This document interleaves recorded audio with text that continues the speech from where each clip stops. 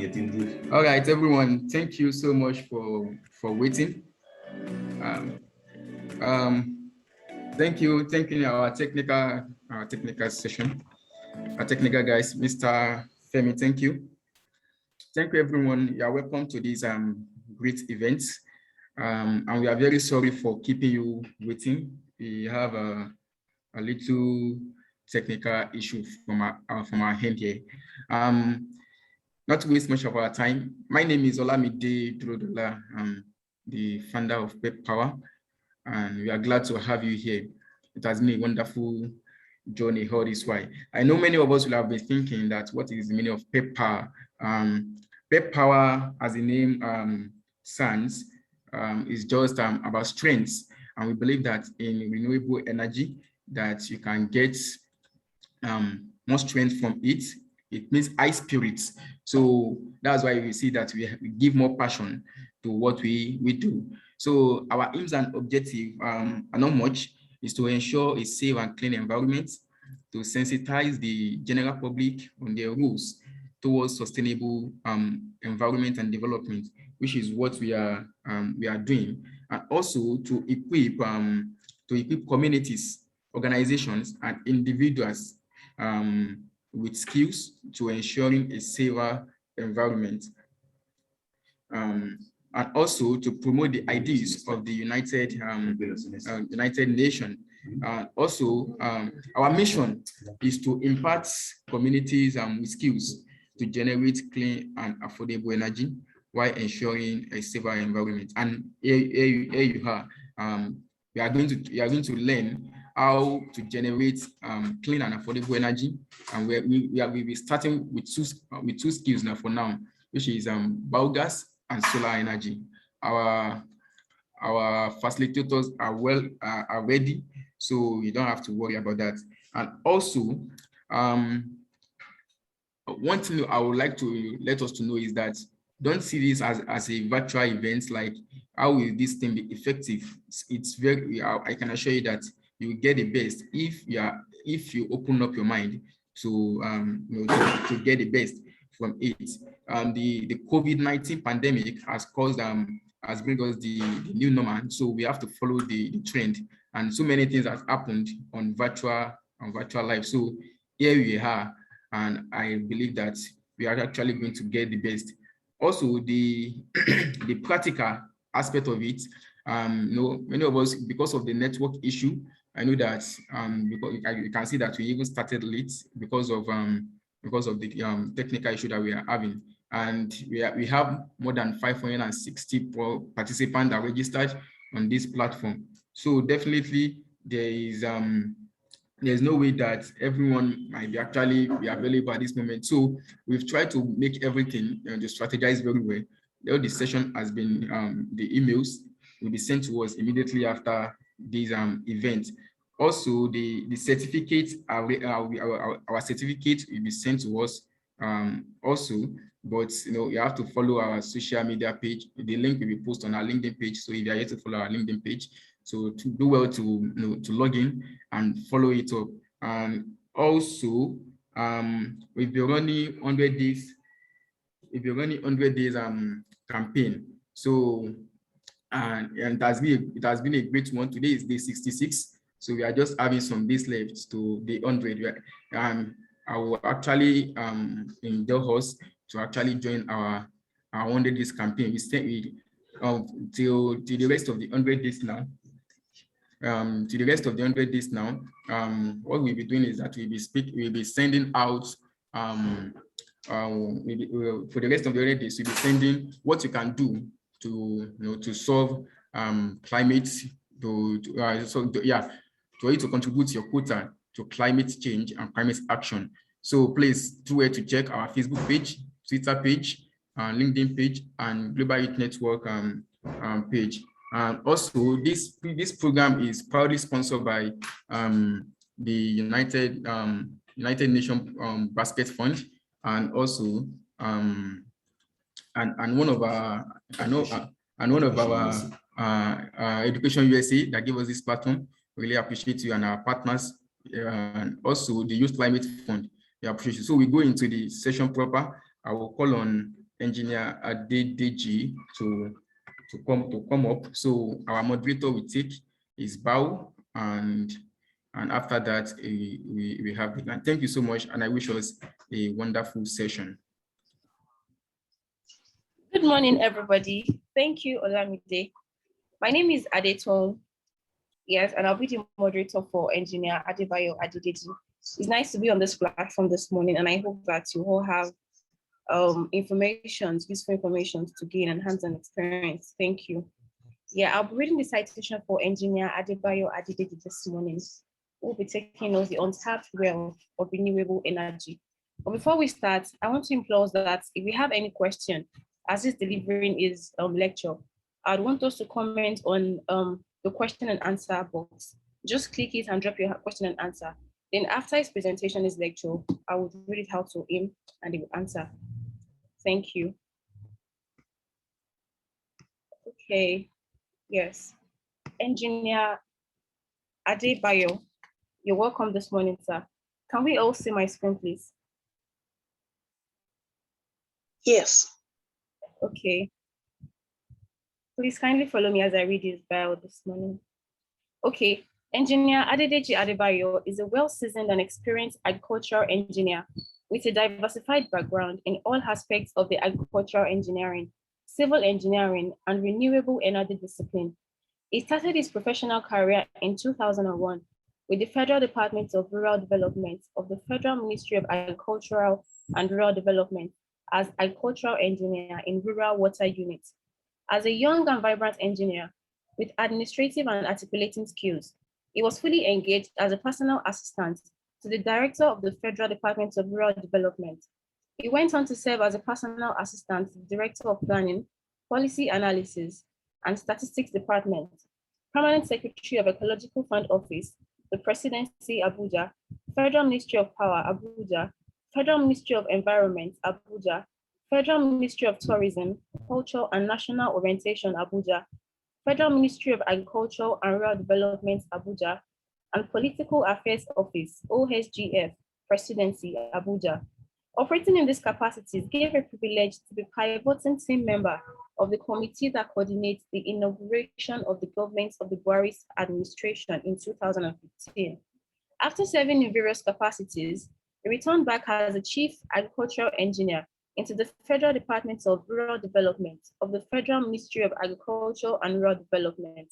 He has rose through the rank and file of the rural development over the years, and now he is the divisional head of rural electrification and renewable energy. His academic background, which includes a Bachelor of Science degree in Agricultural Engineering, University of Ife, year 1994, a Master's of Science degree in Civil Engineering, University of Ibadan, year 2000, a postgraduate diploma in Computer Science from Obafemi Awolowo University, Ile-Ife, and a Master of Science degree in Technology Management, Obafemi Awolowo University, Ile-Ife. With this wealth of experience, this have enabled him to bring to bear a hybrid of relevant practical experience, product knowledge, and analytical skills to the team. Adedeji is often sought after as a resource person cum facilitator for various renewable energy, agricultural and environment, infrastructural and leadership seminars, lectures, and training programs by reputable institutions within the country, including Pan-African Society of Agricultural Engineers, Nigeria Institution of Agricultural Engineers, just to mention a few. His experience and passion for renewable energy is extraordinary and has enabled him be at the forefront of its development, more so through his association with the relevant engineering bodies. Join me as I welcome Engineer Adebayo ADEDEJI this morning to tell us about the untapped wealth of renewable energy. You're welcome this morning, sir.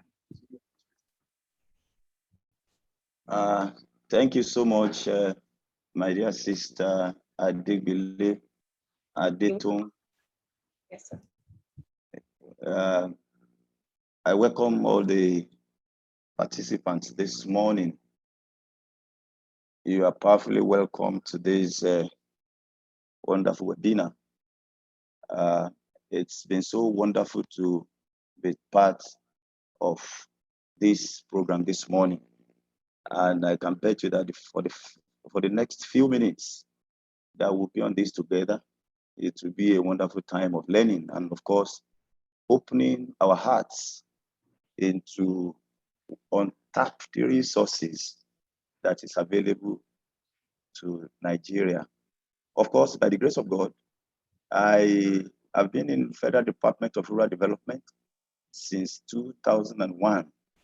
And of course, the various assignments that I have in the ministry are taking me around to many of the other agencies and parastatals of government. But I must confess to you that my commitment to the development of rural development in the nation has consumed me with passion in recent times, especially when I completed my assignment as the personal assistant to the permanent secretary of Federal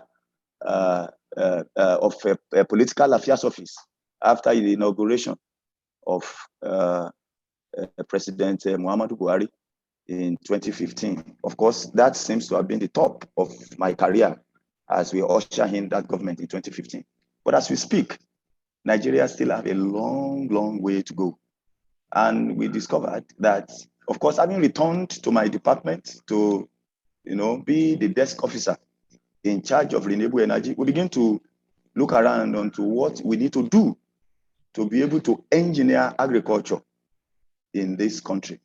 The truth is that there's so much untapped potential, especially in our agricultural sector.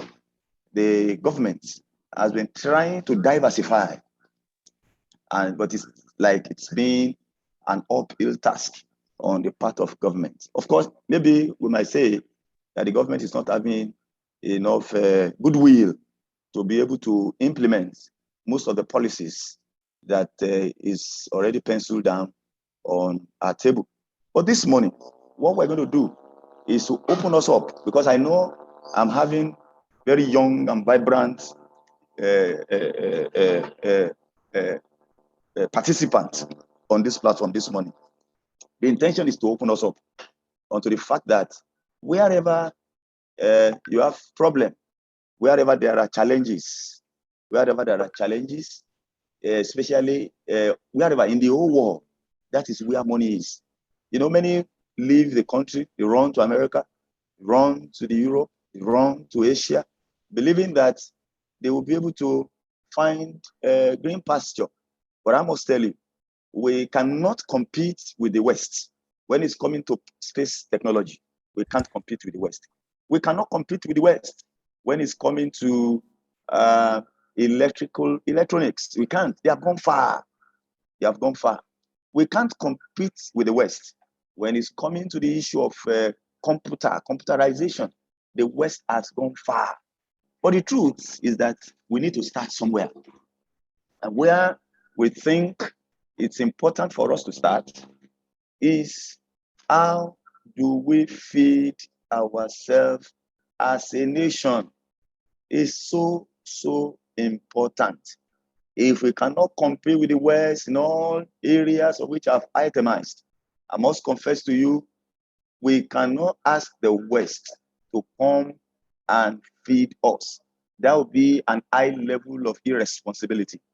And we have taken this upon ourselves, and especially having returned to my department in 2018, after my, I had a program also with Oluwasegun University, an MSc in project management, which was completed in 2019.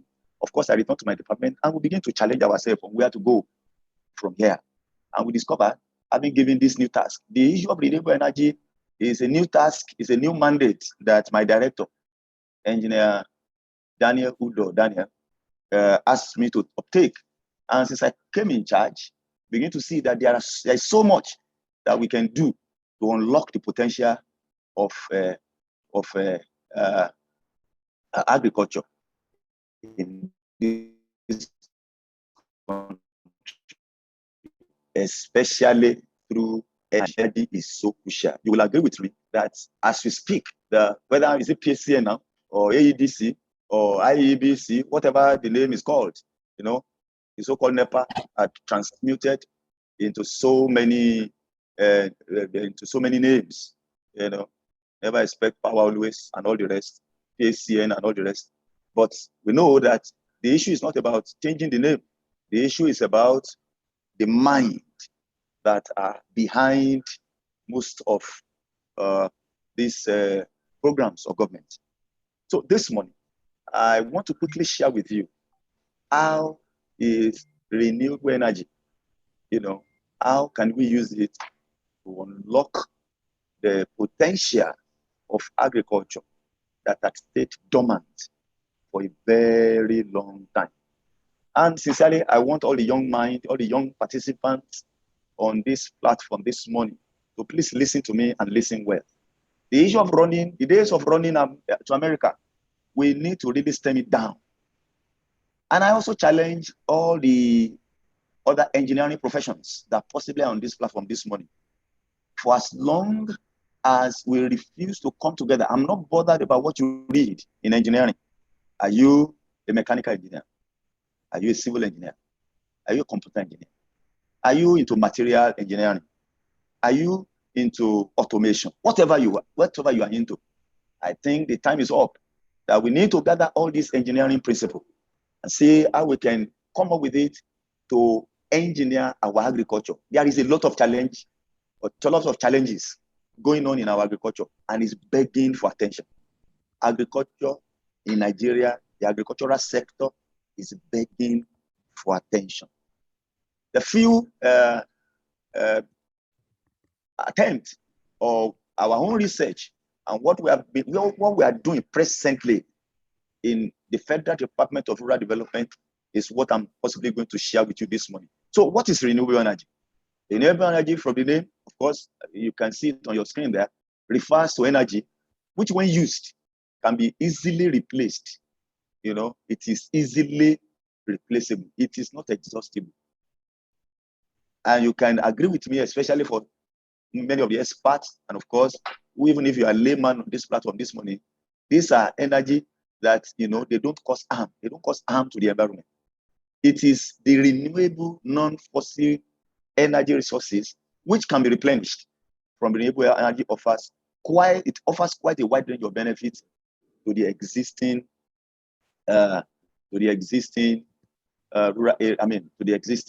structures in the nation. So what are the types of renewable energy that we have? There are different types of renewable energy, but the major and the most common ones available, they include bioenergy, solar energy, wind energy, hydropower energy, geothermal energy. I'm going to lay a little emphasis on solar energy because the much that we have done, especially from the Federal Department of Rural Development angle, is on solar energy, concerning our research and what is going on, what is obtainable presently in Nigeria. Of course, we'll do a little also on bioenergy. That's talking about biogas. Of course, the brain behind our coming together this morning has done so much in that direction. And I'm sure he'll be willing to expose us further into what it takes to go into the production of biogas. So there is more to rural areas than just farming. People, for the participants on the webinar this morning, rural areas are majorly known for farming, since they are characterized with large expanse of land, but it is a place where large amount of resources are unused as we speak. That is where most of untapped resources are. Of course, that's not the case with the United States. The number of people in the United States and the most western part of the world, you agree with me that only 1 or 2% of the population is engaged in agriculture. How do they do it? From here, about 70% of the population is into agriculture. Why is that lopsidedness?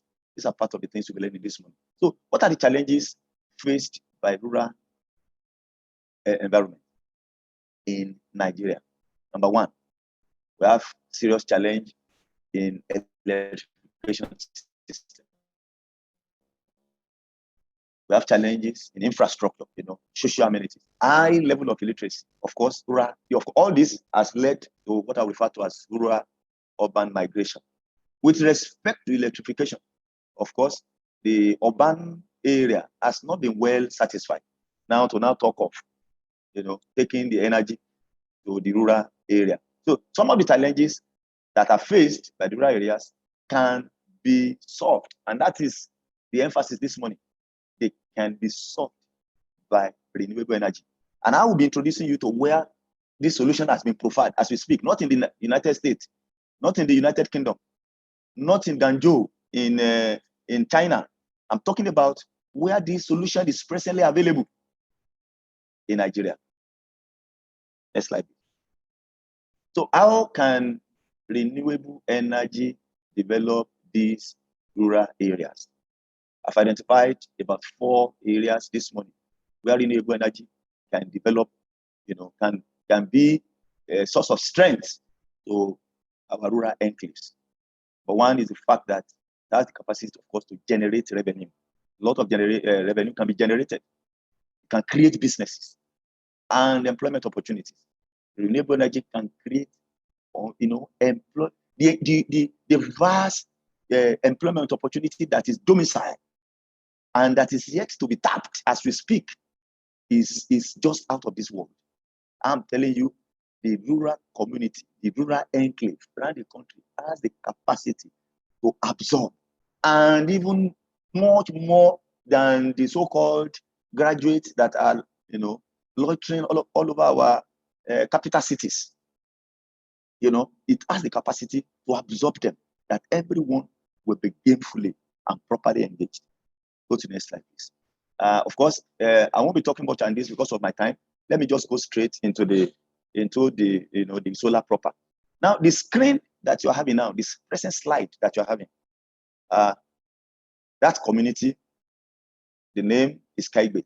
Kaigbe community is located within Federal Capital Territory. Kaigbe from the city center is just about 2 hours away from the city center. There is this company called Evans Hill Synergy. Evans Hill Synergy obtained a grant from USAID in the early part of this last decade. I think they obtained grants of around $120,000, and with that amount, they were able to put on ground what you are seeing there. That's a solar panel.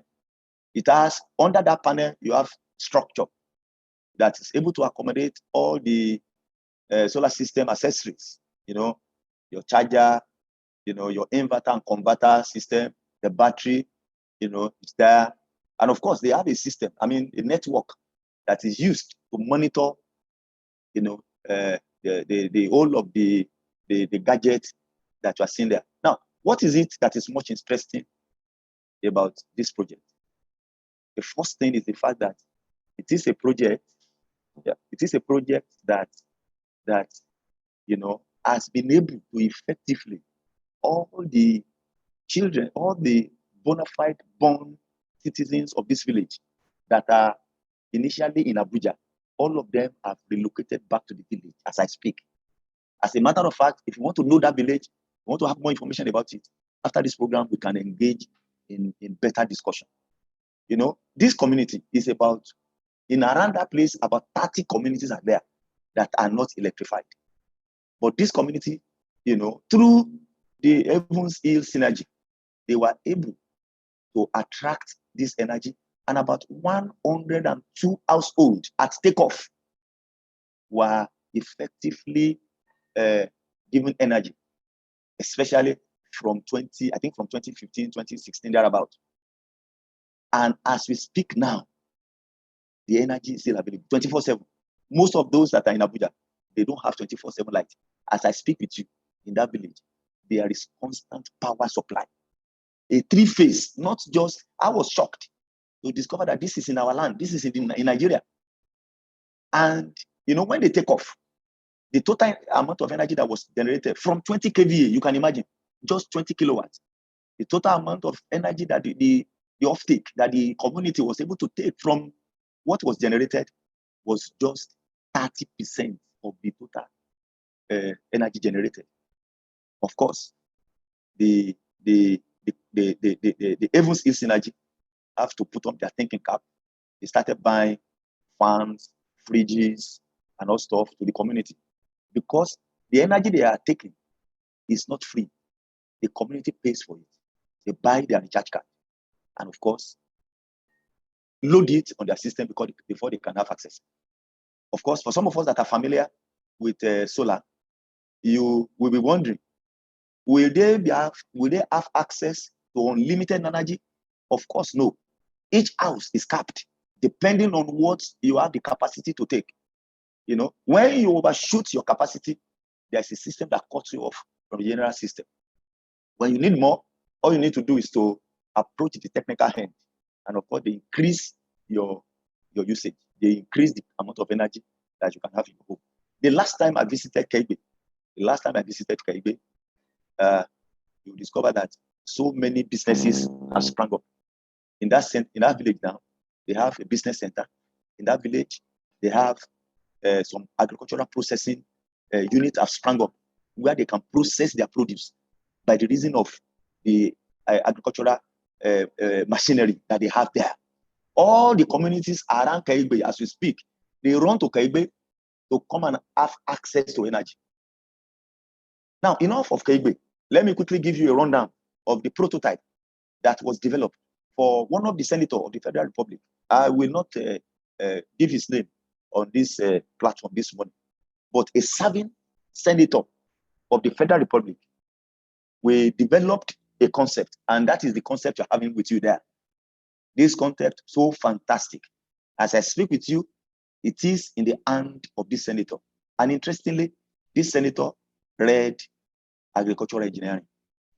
So when he met with me, and I began to share with him some of these concepts, he said I should develop, come up, with how this can be successfully plugged in into the mainstream of governance, of infrastructural development in the rural enclaves around the nation.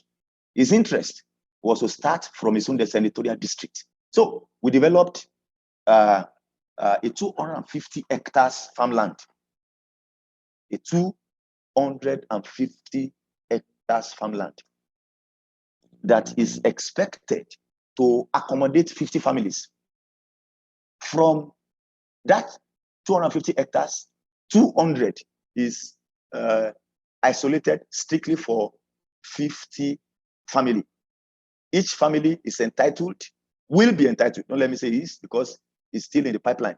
Each family will be entitled to 4 hectares. Of course, 4 hectares by 50 will give you 200. What are we to do with the remaining 50 hectares? The remaining 50 hectares, as you see there, if you watch my arrow, you will see that the remaining 50 hectares around that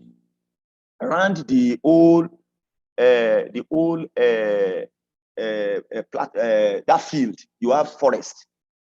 About 16 hectares is expected to protect, the whole of the project. And of course, from each corner, from the corner that you are seeing there, those are where the families will be accommodated. 50 two-bedroom bedded is expected to be handed over to each of the family, which means we are going to have about 50 two-bedroom on that farm. And what you are having in the center,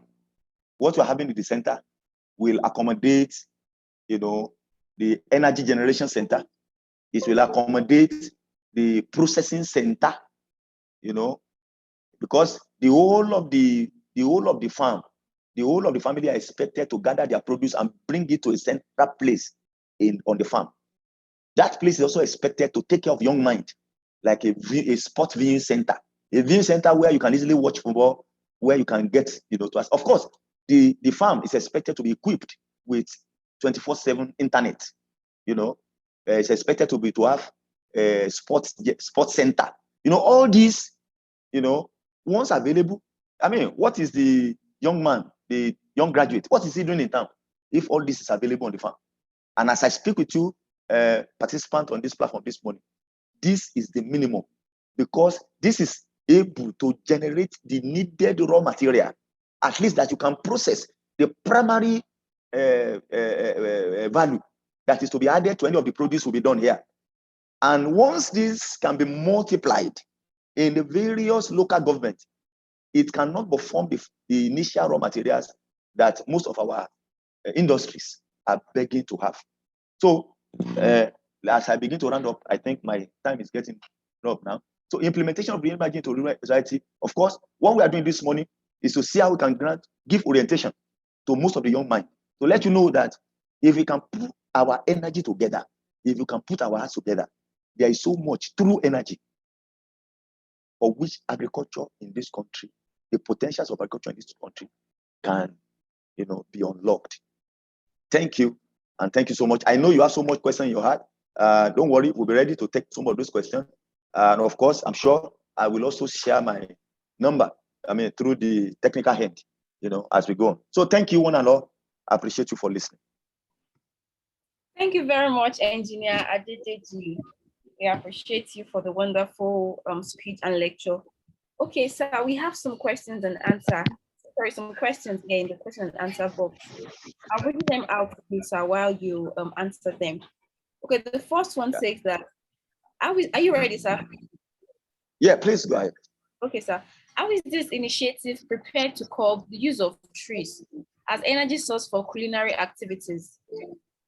That is the use. Okay, sir? Yeah, please come again. How is this initiative prepared to curb the use of trees as energy source for culinary activities? Then it goes on like this, says that's the principal source of energy of household in notably rural settings, because rural dwellers are financially ill-resourced to replace their energy source. Okay. Yes, that's sir. How will this curb the use of energy?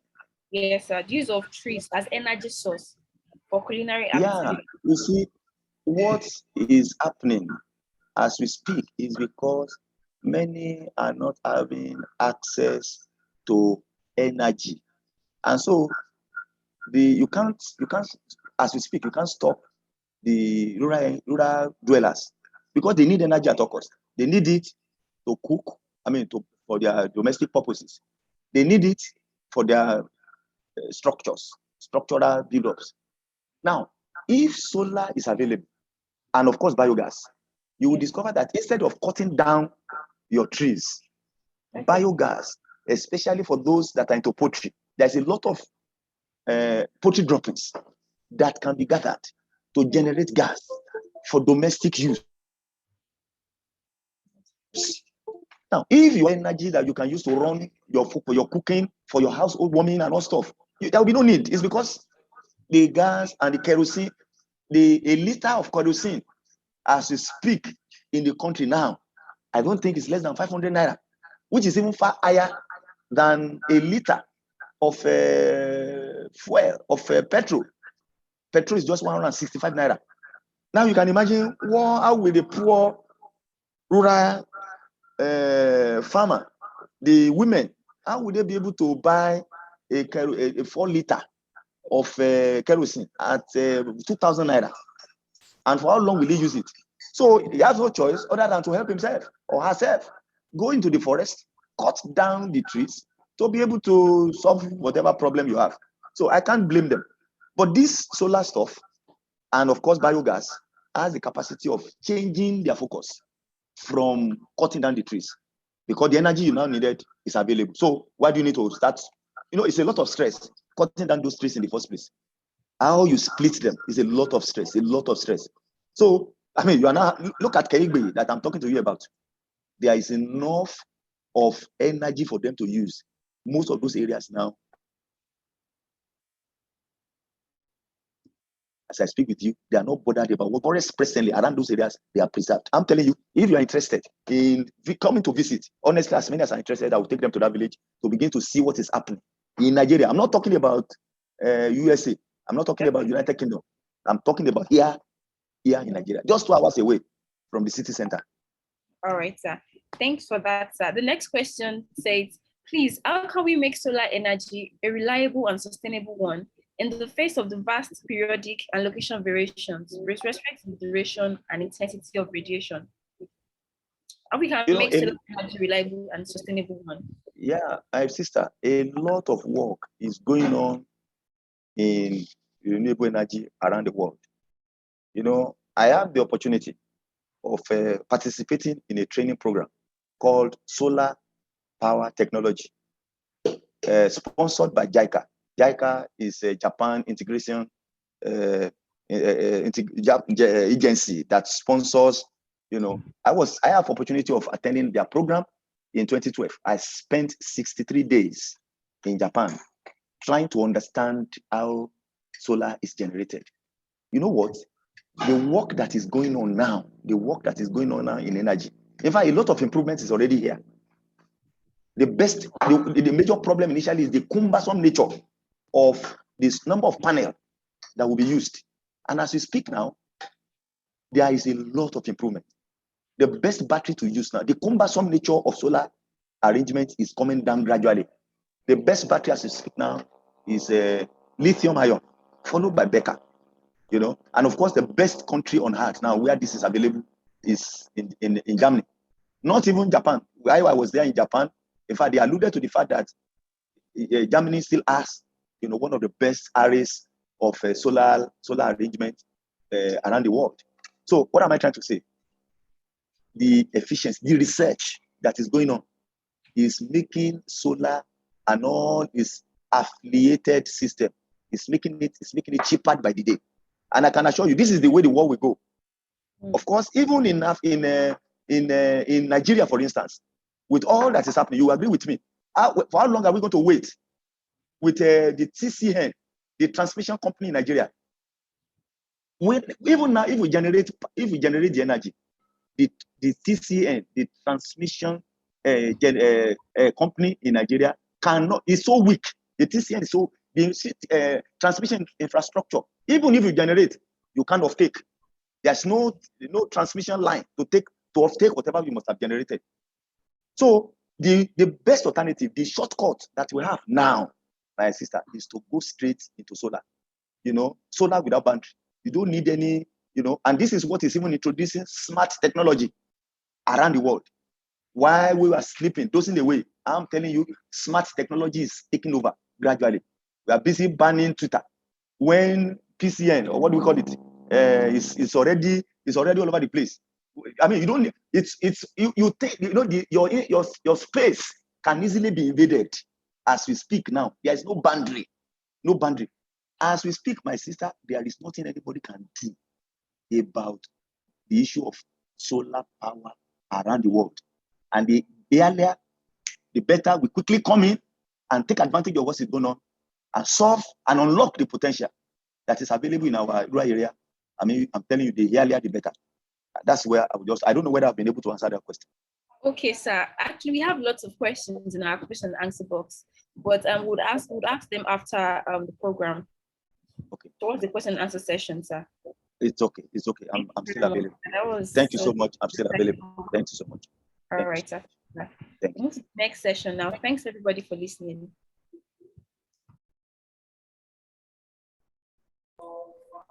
Okay.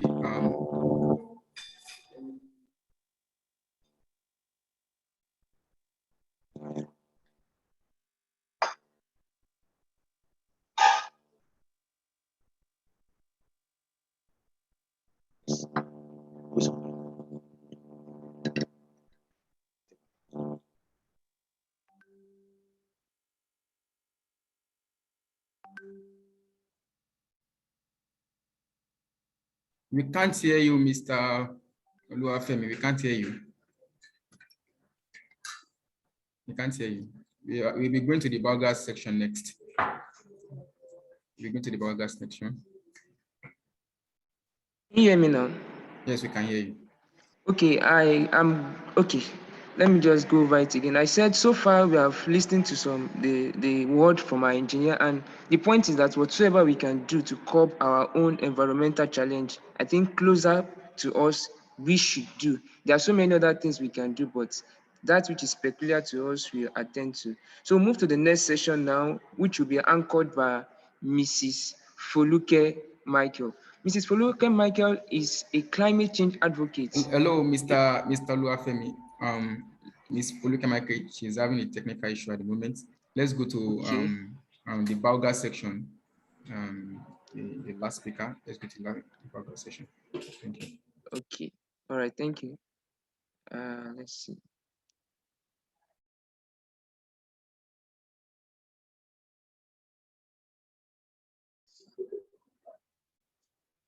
Good morning, everyone. Please hold on, Mr. Uchechukwu. Please hold on. The moderator will usher you in now. Thank you.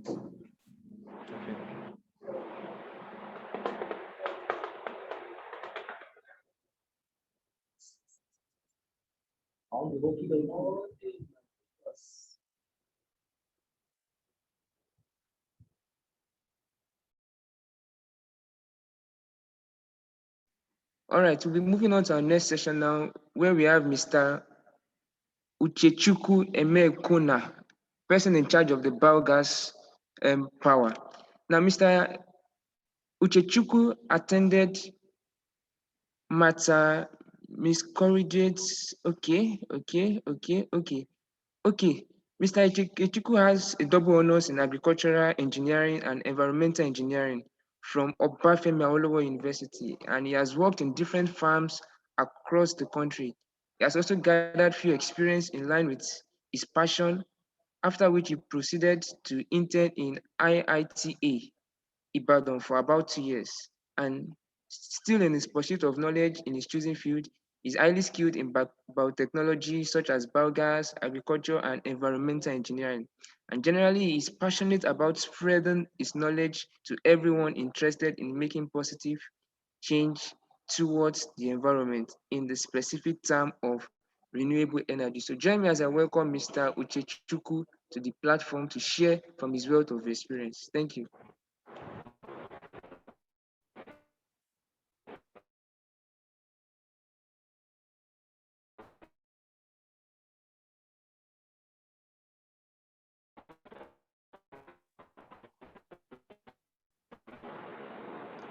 Hello, Mr. Uchechukwu, we are waiting for you. Yeah, good morning, everyone. Yes, good morning, sir. Thank you for having me today. Thanks to all the participants for registering live. I'm happy to share with you on so many things on biogas. This has been my dream to talk about biogas from the onset. My name is Eme-Ukomma, an agricultural and environmental engineer from Obafemi Awolowo University. So first things first, we're talking about recycling and renewable energy. And Adedeji spoke about that at length, and I shouldn't go back on that. Let's just go back. Let's go to the point and stick to the biogas. What is biogas? What is biogas? Biogas basically means biological gas gotten from the anaerobic decomposition of animal waste. You get that? Biogas basically means biological gas gotten from the anaerobic decomposition of animal waste. What is anaerobic decomposition? It means the absence of oxygen. Without air, without oxygen. What's organic? Organic, as what implies. Plant or biogas moments in our day. You opening the pot that has been covered for 2 days. That's biogas. Opening a waste bin that has been closed and blocked for a while. That's biogas also. So those are the stock away systems, the biogas system. Those are our daily biogas. We know, but we don't promise of. Yeah. So what's the science behind biogas? What are the big deal? What is the big deal behind biogas? And what are the benefits? What are the benefits of biogas to the world? Power is one. Waste management and odor reduction is also one. In Africa, if you travel from Iwo Road to Ojo, for instance, I can tell you that you see a huge chunk of mess by the roadside, and that alone can cause environmental nuisance to the country and to the neighboring communities at large. So biogas is a solution to waste management. It's a solution to odor management. It's a solution to energy generation. So I want to be brief and I would like to be self-explanatory so that you understand the concept today. Yeah, Rome was not built in a day. A journey of 1,000 miles starts with a step. So let me be brief. For you to have a biogas system, you need to know three things. You need to know three things. One is you need to understand what the digestate means.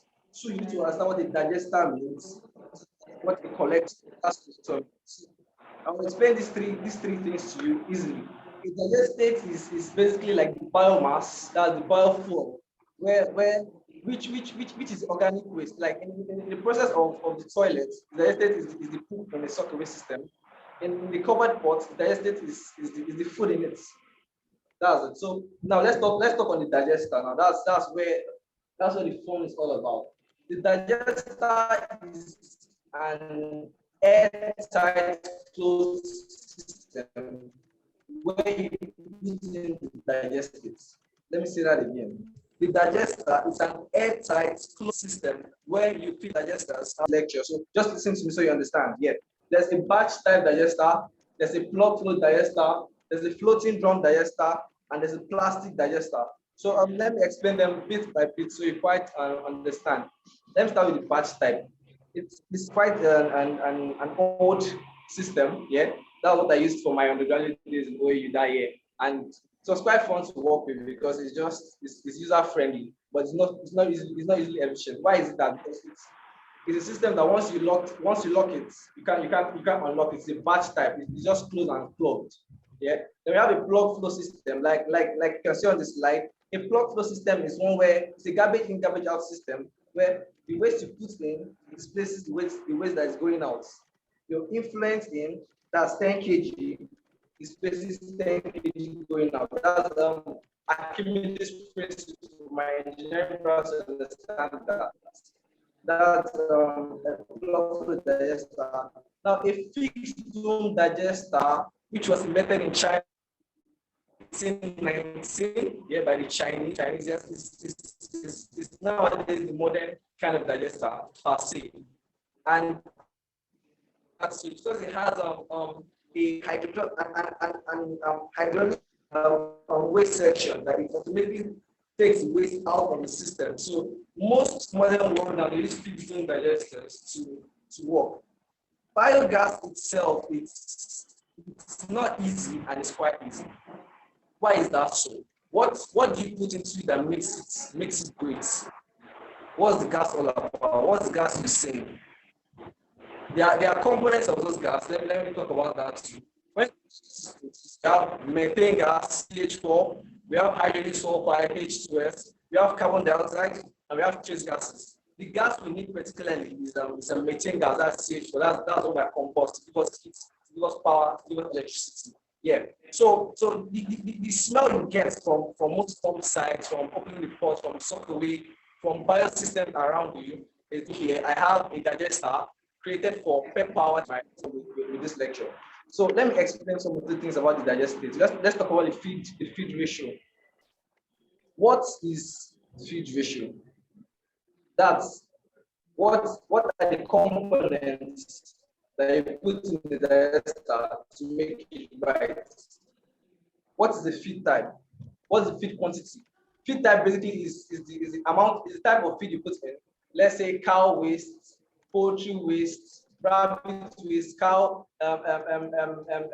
goat waste from your source. So biogas has gone far and wide in Nigeria and Africa today. Yeah.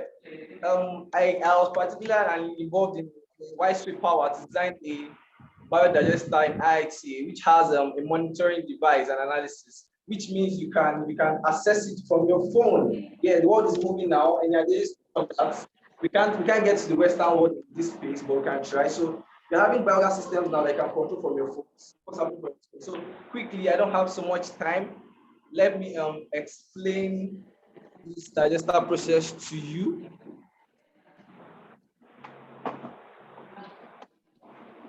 Thank you for my people behind the scene. Thank you so much. Thank you so much. Yeah, so let's talk about welcome to my kitchen today. Welcome to my workshop. There's blocks can be funny at times. So. First rule of engineering, safety first. First rule of engineering, safety first. So I use this always to protect my meals from getting soiled and dirt.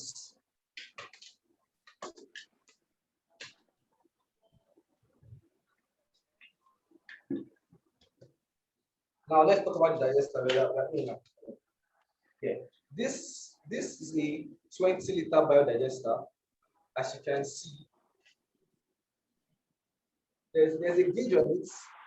There's a gauge on it. I'll explain why it's here, and I'll explain why it's black. I'll explain the inlets. I'll explain the outlet. I'll explain the gas outlets, and I'll explain its shield.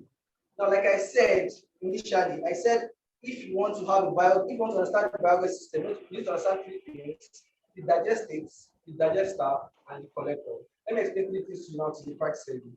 This is the digester. This.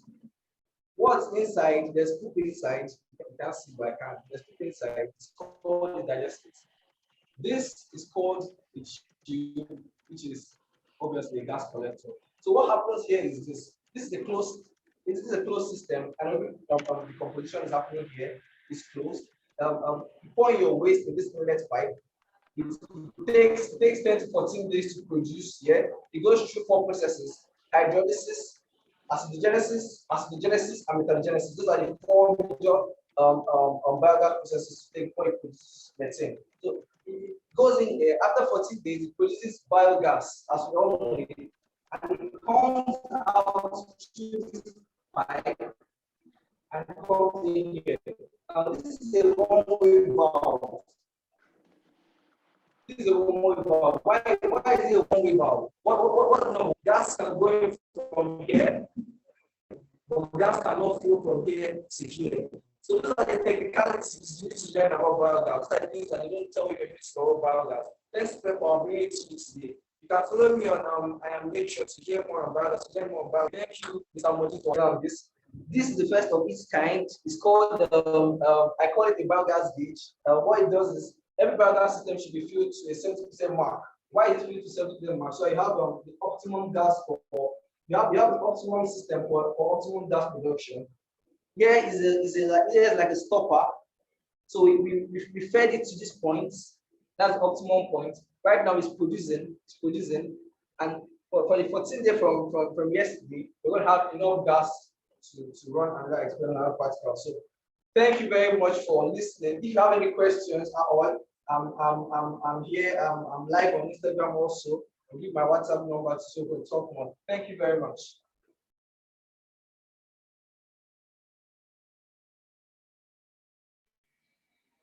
All right, that was a nice one, Mr. Uchina. Okay, I think he's trying. Okay, that was a nice one, and it was brief, though many of us wanted to see the full practical session. I think just one question I can see here so far. Okay, I'm seeing more than one. Okay. Okay. Anyway. Let me come in, Mr. Oluwafemi. Right. Before you pick up any question, I want to recognize a golden fish amidst us here. So it will be nice if we don't recognize them. Amidst the participants, we have the Vice Chancellor of Landmark University from Umuaro, person of Professor Adebayo ADEDEJI. You are welcome, sir. We appreciate you for coming and for standing by. And Unique Nigeria, we appreciate you too. So, and in the course of others, in the course of the event, we keep on recognizing those amidst us. Thank you. Mr. Very much welcome, sir. We're glad to have you. All right, thank you. We're glad to have you on board, sir. Okay, so briefly, I saw someone asking a question as regards to why the solar session was going on. In some places whereby solar might be expensive, that's why we have the other session, which is biogas, so you can tap into that. So Mr. Uchina, someone is asking that can't we make this, can't we generate this energy from animal dung? So maybe the person just needs a little bit explanation, because I know you talked about it, but how can, like, what is the process like to generate the power from animal dung? Please come again. Hello. Please come again. Okay, the person was wondering that, okay, can't we generate this energy from animal dung, like the mixture and the biogas stuff? Can we use animal dung to also do the same? Like waste from animal. Okay, I get that. Right. So thank you very much. If I could hear you very well clearly, you said can we generate energy from animal dung? Yes, is that the question? Okay, good. Yes, Good. yes, yes. That's why we're here today. How to use organic waste, how to use waste, what they call waste. Waste is actually valuable. There's nothing like waste to us, environmental engineers. How do you use that they call waste? That's animal dung, plant waste from farms to generate energy. This is quite possible. That's what we're having here today. This is a setup. What's in here right now is cow poop. Can you see this? It's cow poop. It's quite heavy. It's stocked up with cow poop. That's the biogas system. So it's possible to use animal waste to generate electricity, generate energy. Have I answered the question? I think that in fact, you have answered several other questions. Though for some of us asking that, how can we get the whole biogas system? Don't worry, you'll be getting a video of how energy was produced to your registered mail after the program. So you can just follow the process. We don't have that broad time to do that here. And okay, majorly all the questions are revolving around one thing. So let me just add this. It's kind of looking different. So can we use this biogas system for airspace heating to dry up agricultural process? Hello, can you hear me, sir? Yes, we can.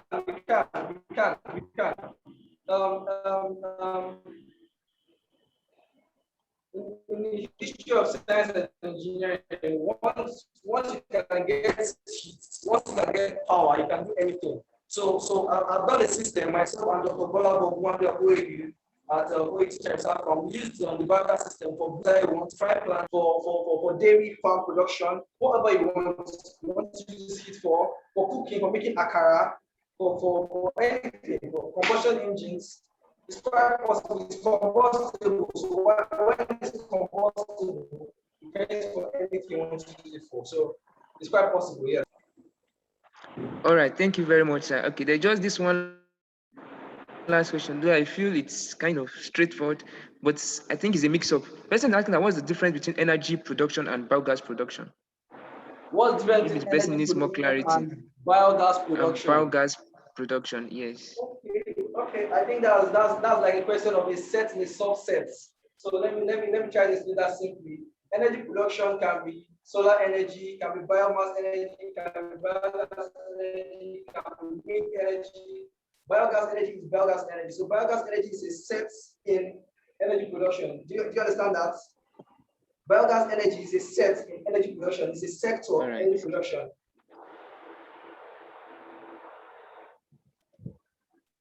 Okay, all right, thank you very much. Just the same thing on my mind. I think the idea is that biogas is biological gases that we are using to generate energy. So like Mr. Uchenna rightly said, it's a subset of energy production. So that will be all for now. Every other questions will be compiled and probably will be handled on our social media handles after the program. Thank you for the time. We are very happy to have you. Thank you, Glad to have you everyone. around. Thank you, sir. Sorry, one last thing. I would like to thank my dad, Professor Bolabo, my fiance also behind stage, my cousin, everyone. I love you. Thank you very much for helping me set up this. Olumide Jacobian, thank you also. Power, thank you. Follow me at I am nature, NAIITURE on Instagram. I'll follow you back. Thank you, everyone. See you next time on Biogas. Thank you. All right. Okay, let's just hold on a while to know who will be coming next. We are not having any technical issue from one of our speaker end again. Just hold on. While we are waiting, let me just set the background for some cool music I know some of us would like to hear. So let's just hold on and stay tuned.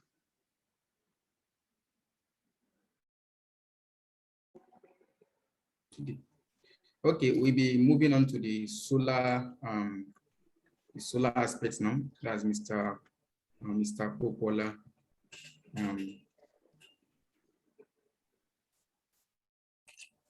All right.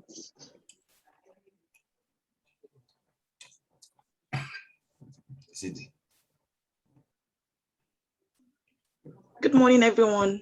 I hope we're having a nice time. Can we all hear me, please? Yeah. Okay, thank you. Yes, I can hear you. Okay, so we are moving on to the next section, and it's on construction and principle of solar energy, to be handled by Mr. POPOOLA Oluwasegun. So I'll be taking the citation of Mr. POPOOLA Oluwasegun, then it can come online just to give us, just to tap a little from his wealth of knowledge. So I'm going on now. Mr. POPOOLA Oluwasegun Isaac is the CEO and founder of CSECEST Engineering Services. It's a company that bridged the technical gap between Nigeria higher institution and outside world. Yeah. To see a generation of African youths equipped with skills needed to solve their immediately environmental challenges is his major goal. So he is a fellow of IFAIR, CEF alumni, YC Startup School graduates, EDC alumni. He is a lover of God and interests of his kingdom. So to take us on construction and principle of solar energy is Mr. POPOOLA Oluwasegun Isaac. Mr. POPOOLA Oluwasegun Isaac, we are glad to have you here and you're welcome to our midst. Hello, good afternoon. Good morning. Can everybody here hear me? Yes, sir, we can hear you. All right. So, let me disconnect from my phone, please, because I'm actually connected with my phone also.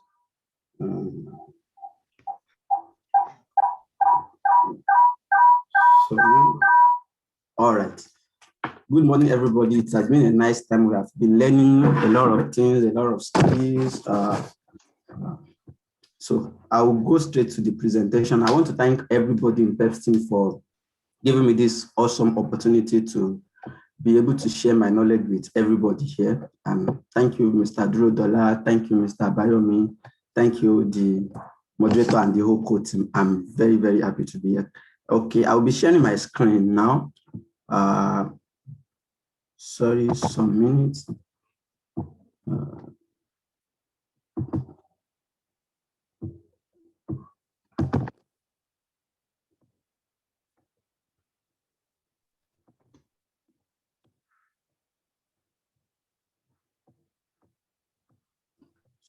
Sorry.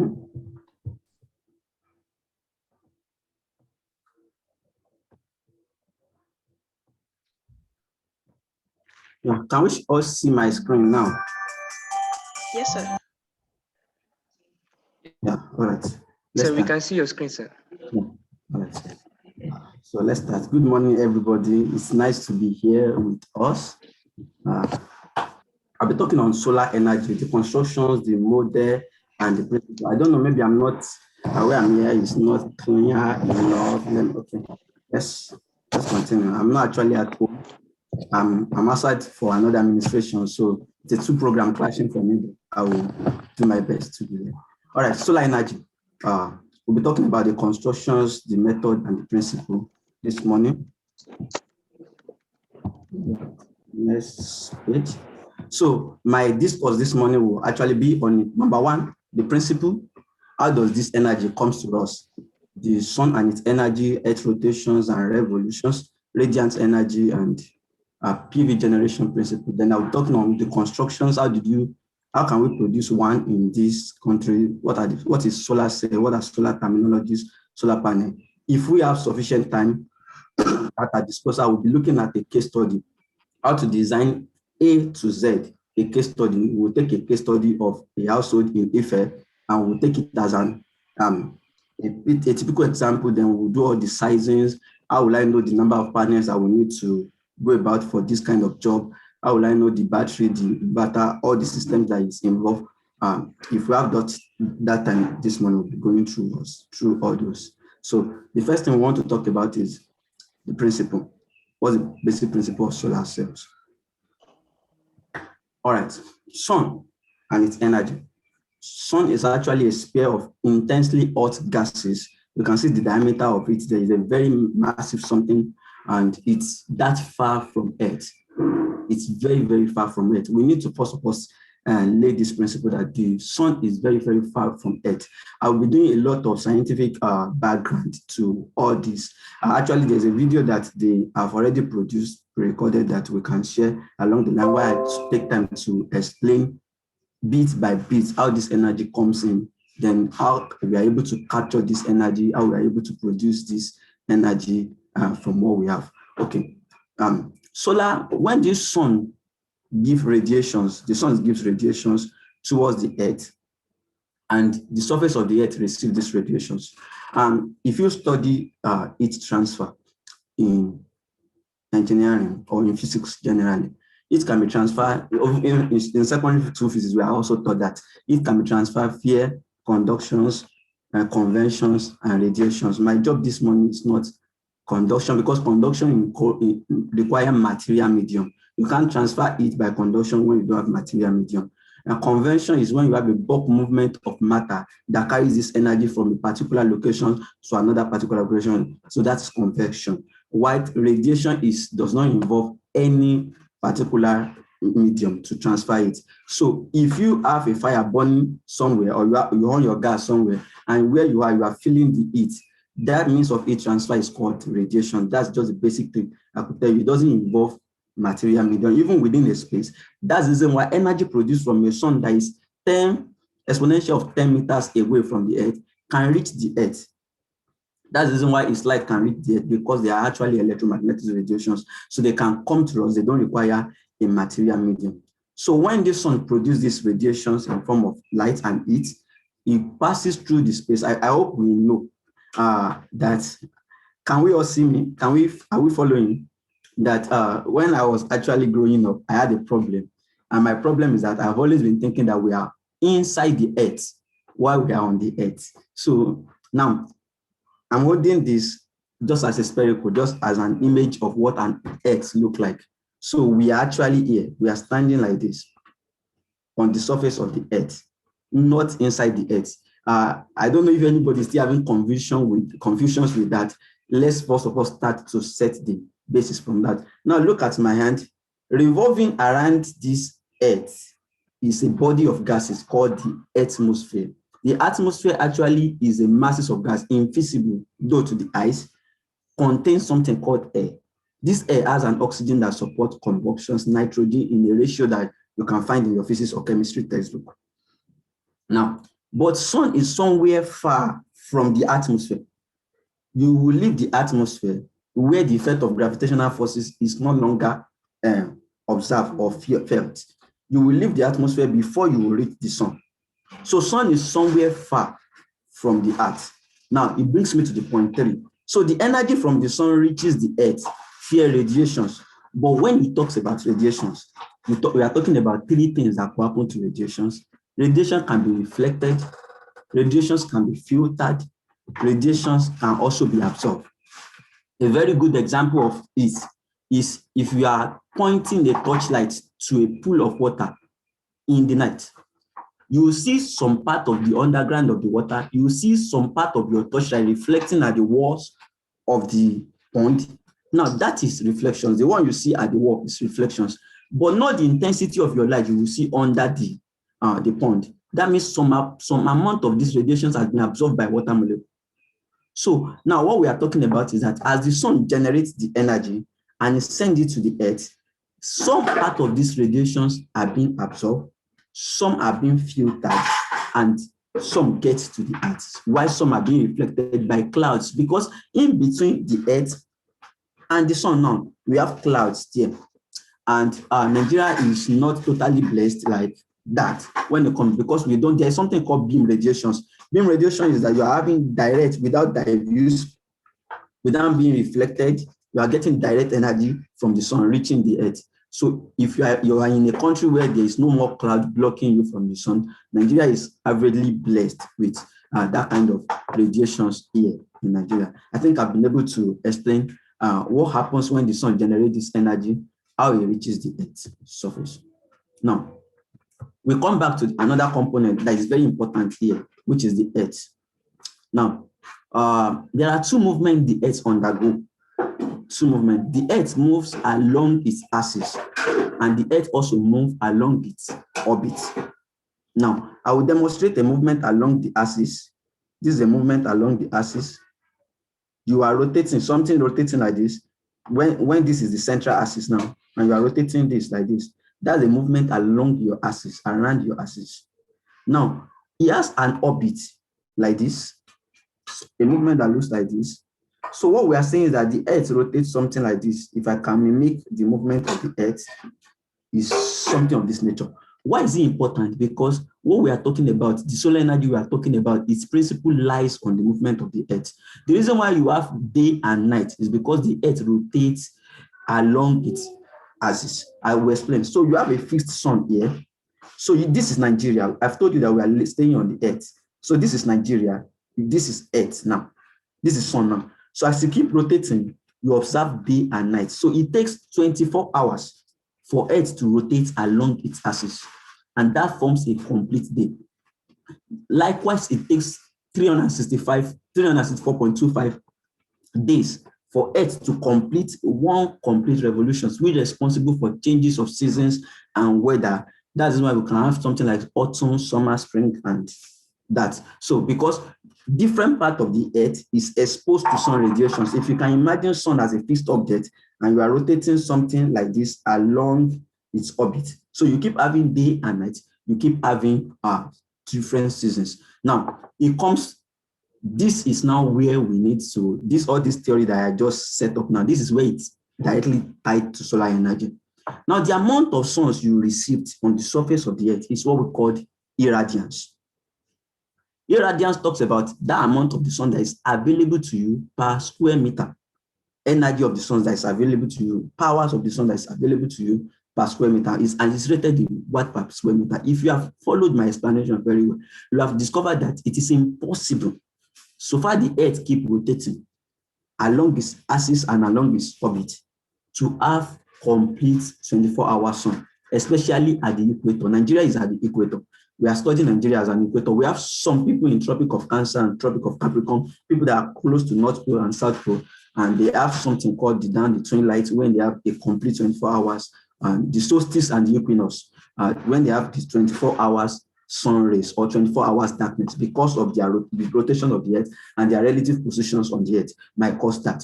Now, it means that we'll see sun coming up in the morning to a certain time, it gets to the maximum. Then as it rotates us, can you see, as the Earth rotates us again out of the suns, then the radiations start coming. Imagine I point a torchlight here now. Different area of this place will receive different amount of light. Now, that amount of energy that reaches the Earth from where sun is what we call irradiance. And this is the basis for solar energy. I come again. This irradiance is the basis for solar energy. So if you find a panel of 250 watts panel, if there's somebody told you that 60 watts panel, it was rated at a certain irradiance. I hope we are clear on this now. So the scientists find the basis of doing that, and the basis is what we call 1,000 watts per meter square. It's called the average daily insulations. So they take an average daily of insulation and they said, okay, this will be our ratings. This will be our what we are going with. I think I need to move fast. So after observing what an absorption is, what filtration is, and what is reflections, I can script this. Now, how does this energy generated? PV energy generations.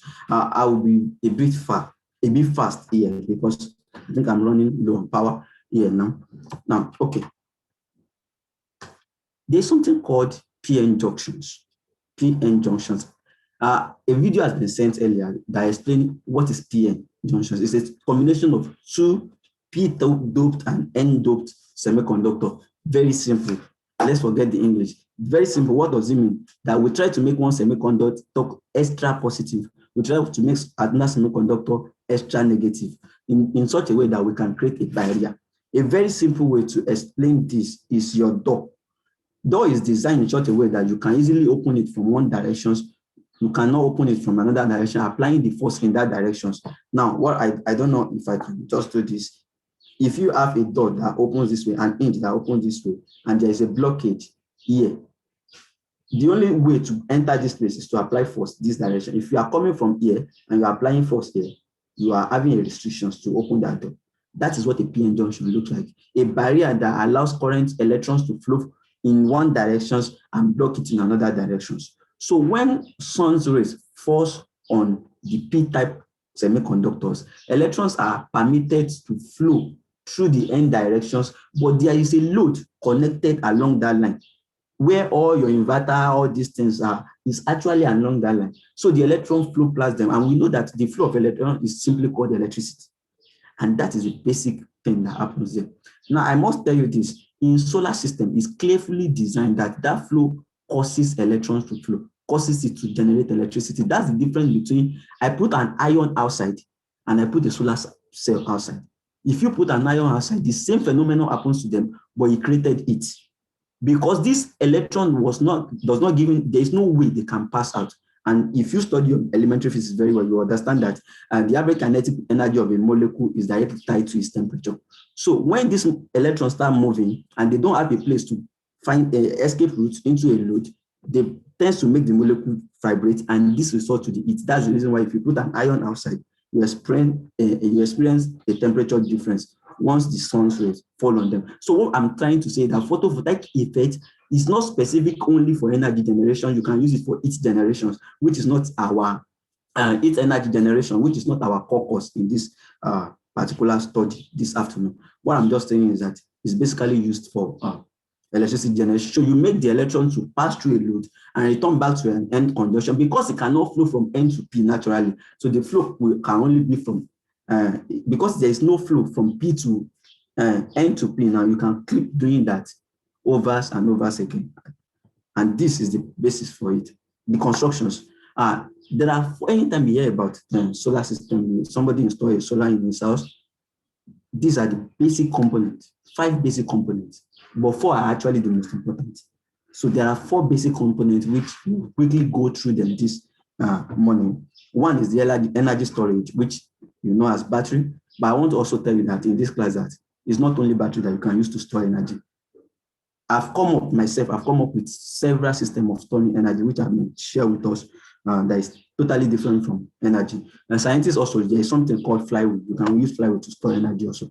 I will be discussing that PV module, that the solar panel you saw out, you will always see outside. Battery meter, something that can tell you the quantity of charge, something that remains in the battery, DC and AC to AC inverter, and solar charge controller. The wiring and circuit protection devices, these are, anytime you hear somebody installing solar system in his house or we did any job like this, these are the components we are talking about. They were not actually much. That is something that you can actually capture within a point of time. I hope I'm not running late. Okay, I'm fast. Energy storage system. There's a need to store available energy of the sun for night and cloudy day. Now, what do we mean? One of the things that we have not gotten very well in our sizing in Nigeria is that people are not well trained because there are some intricate things that should be inside, like days of autonomy, days of redundance. Not every day sun shines like that. Some days we have a rainy day, we have some other issues that happens along the line. What happens? Now, because the energy that we're actually tapping available for a certain hour, and energy is needed for all the day. So there's a need for us to capture this energy and store it somewhere. And that energy storing device is what we mean, is what we've called battery in this system. Battery is one of the most common means of storing energy. And as I will be sharing with us my idea, you can actually store energy as mass. If you remember what Albert Einstein talks about E equals to MC squared, theory of relativity. It says that energy and mass are interconvertible. That's what the principle just says. If you have a mass, you can have energy. If you have energy, you can have a mass. It's just simple like that. Now, my idea is actually we can store this energy as a body of water at an elevation. I'm working on that idea to make it as a solution, because if you look at the chain, the value chain of solar system, one of the most expensive ones, so the solar panels are not expensive like before now. What is one of the critical issues along the line is battery. Likewise, my laptop is telling me low battery now. I need to run fast. So we have different type of battery. We have lead acid, lithium ion, lithium polymer. The very first lecturer talks about lithium ion. Lithium ion is the battery you find in your laptop batteries. They are in cells like this, where we have lead acid batteries. Majorly, lead acid battery is used in solar cell system because of its cost. You can see it's low cost. I put it there. It's 2.0 volt per. There is no time to actually take all this nitty-gritty and begin to explain them one after the other. Now, lithium ions, lithium polymer. Lithium polymer is only known because it's light in weight. All right. What are the critical things you need to know about battery? You need to know its ampere hour rating, which is also its capacity. You need to, what is ampere hour rating? It talks about the numbers of amps it can deliver within a given time. Open circuit voltages, which are what is the voltage at which is run, which becomes your primary system voltage design. And terminal voltages when it's actually on run. What is the rate of charge? What is the rate of discharge? Is the battery 100%? Is it 20%? Is it 5%? State of charge. So this and depth of discharge. Depth of discharge says that because if you keep discharging your battery to flat and you are keep recharging it again, the battery life will decrease. So depth of discharge in inverter system, we always set it to something around 40%, 50%, so that the battery does not completely run dry. Solar charge controller, well, because there is very intensity of suns, so you expect the solar system to also produce, so the PV panel to produce varying voltages also, which is not good to charge battery with this voltage. Battery is charged at constant voltage or constant current. So in order to ensure that the battery is charged at a very good voltage in a relatively constant voltage, a device is developed called solar charge controller. So the direct result from PV goes to charge controllers, and from there it charges the battery. Parameters you need to know on solar charge controller is that one is called low voltage disconnect. Low voltage disconnect is actually talking about, okay, when the voltage gets to this place, disconnect the load. Because charge controller actually had another extra advantage, not only to charge battery, it supply power to all the DC loads in the house. So we can use charge controller. So that low voltage disconnect means that when you get to this lowest voltage, disconnect load from the battery. Low voltage reconnect. When the voltage gets to a particular percent also, reconnect it back and let's go. Higher voltage disconnect. If you get to this higher voltage, reverse polarity protections that comes with it. So you can find that a PV module is nothing but a combinations, series parallel combinations of solar cells that traps the energy from the suns and generate a direct current, DC, out. That's what it is, basically.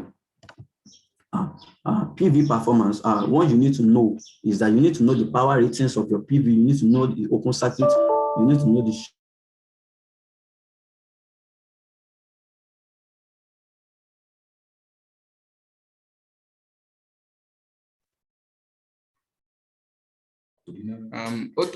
it's like our speaker his battery is gone, so no problem. You don't have to, don't panic.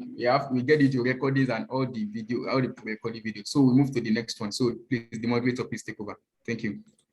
All right, I'm sure we must have had nice time,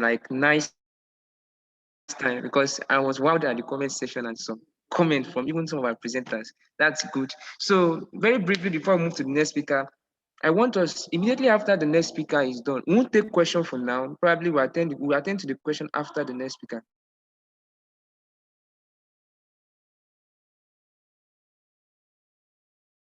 But in the meantime, after the next lecture, turn on our video so that we can have a group photograph.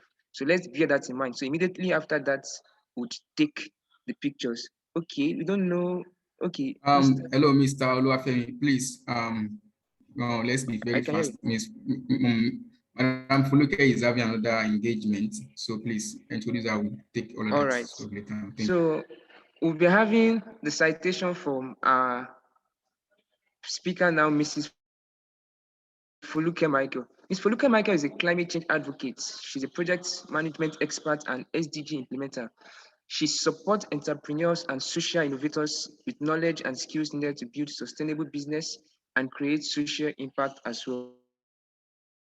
She's an MSc holder in project management in the University of Salford, and she also obtained a certificate in design-led strategy, design thinking for business strategy and entrepreneurship from the University of Sydney, Australia.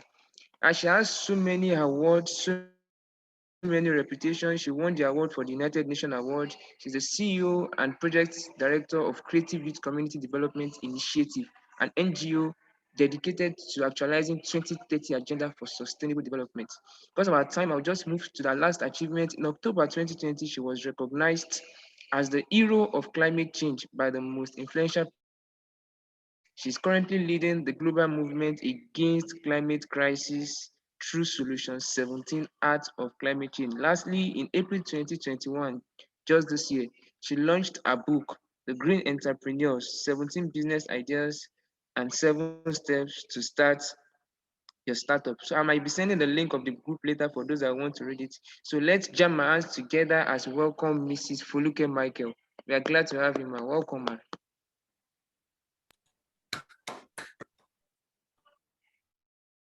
Your mic is mute. Your mic is mute, man. Thank you so very much for having me in here. It's been very, very tough to join this meeting, but I'm glad I made it. Now, maybe perhaps God wanted me to listen to other speakers, and I'm not going to talk about exact presentation that I had before. I'm just going to talk based on what I've heard. Thank you so very much, my able Solution 17 champion, Mr. Drew Dollar Olamide. I appreciate the fact that you are forward. I appreciate that you're keeping the flag flying, and I appreciate the fact that you're going to rule the world. It's just a matter of time very soon. Now, I also welcome everyone that has joined this meeting. I've listened to some things here, and I felt, Olamide, please take note. We've listened to some experts, and I'm sure we have many experts in the room. Maybe I'm no longer here, but here as a learner, okay? So maybe you will take that note. A lot of people have spoken here. This is what the world is all about right now. We're tired of talking. This is the time to walk the talk, to go far into developing solutions that will help our different countries. I've gone around the world. Home is still home. So we need to develop our home. So please, from all the speakers, I know you know them, and few others, we son to power, renewable power. Let us have them together as a team. Let us work to implement solutions that can be launched in a couple of weeks or months if we work really hard. Nigeria is suffering. We're yearning for solution provider doers that are ready to implement sustainable solutions in the university, among the technologies, the scientists. We need to come together, not a very large group. A group of 20 is okay to do what we have to do. And I'll make sure I'll present this to the United Nations. So without wasting so much time, what is our role in climate change? That is what you're seeing now. Power is very essential. Some weeks ago, I designed a green city for a particular client. Mind you, I'm also a civil engineer, okay? Apart from being a project manager, I do a lot of design. So I did that design. It was so good, and it was done and all of that. All I could see is for us to have the reality of this design, a smart city happening right in Nigeria. Power is so essential. So if you're talking about climate change, you're talking about SDGs, and you're not talking about power, we haven't gone anywhere. We don't have power. So it is better for us to say, I don't like it when the government come up and say, oh, some villages are power, Nigeria is now percentage. We have to start from level 0. We do not. So university like Covenant, like Landmark, like other institutions, few of them that also have power, they generated by themselves. So let's excuse them. We're talking about general power we do not have. So on this level 0, let us constitute a board of 20 active players. Let us push them and perhaps get them funding and let them develop solutions to Nigerian problem. We are here because of climate change, okay? Climate change is real, is here, is in Lagos, is in Nigeria, is all around the world. The most trendy issue right now around the world, apart from COVID is going a little bit down because we found solution, we found the vaccine, but climate change has taken over. In another less than few months now, November 1 to 12, the world leader will gather again in Glasgow in the UK to discuss the way forward, how to run from where we are in fossil fuel into the renewable energy life that we want to see, low carbon. That is what is being discussed all around the world.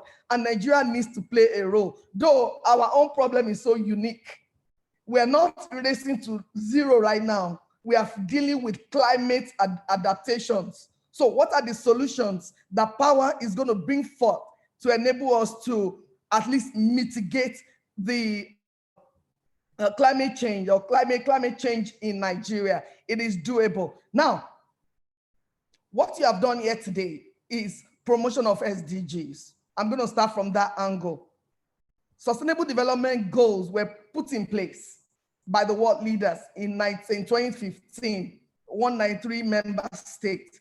And all their thinking faculty is to see how the world will be sustainable by 2030. Yes, a dream, a very big dream, but we can move towards it, towards the actualization. So what next for us as individuals?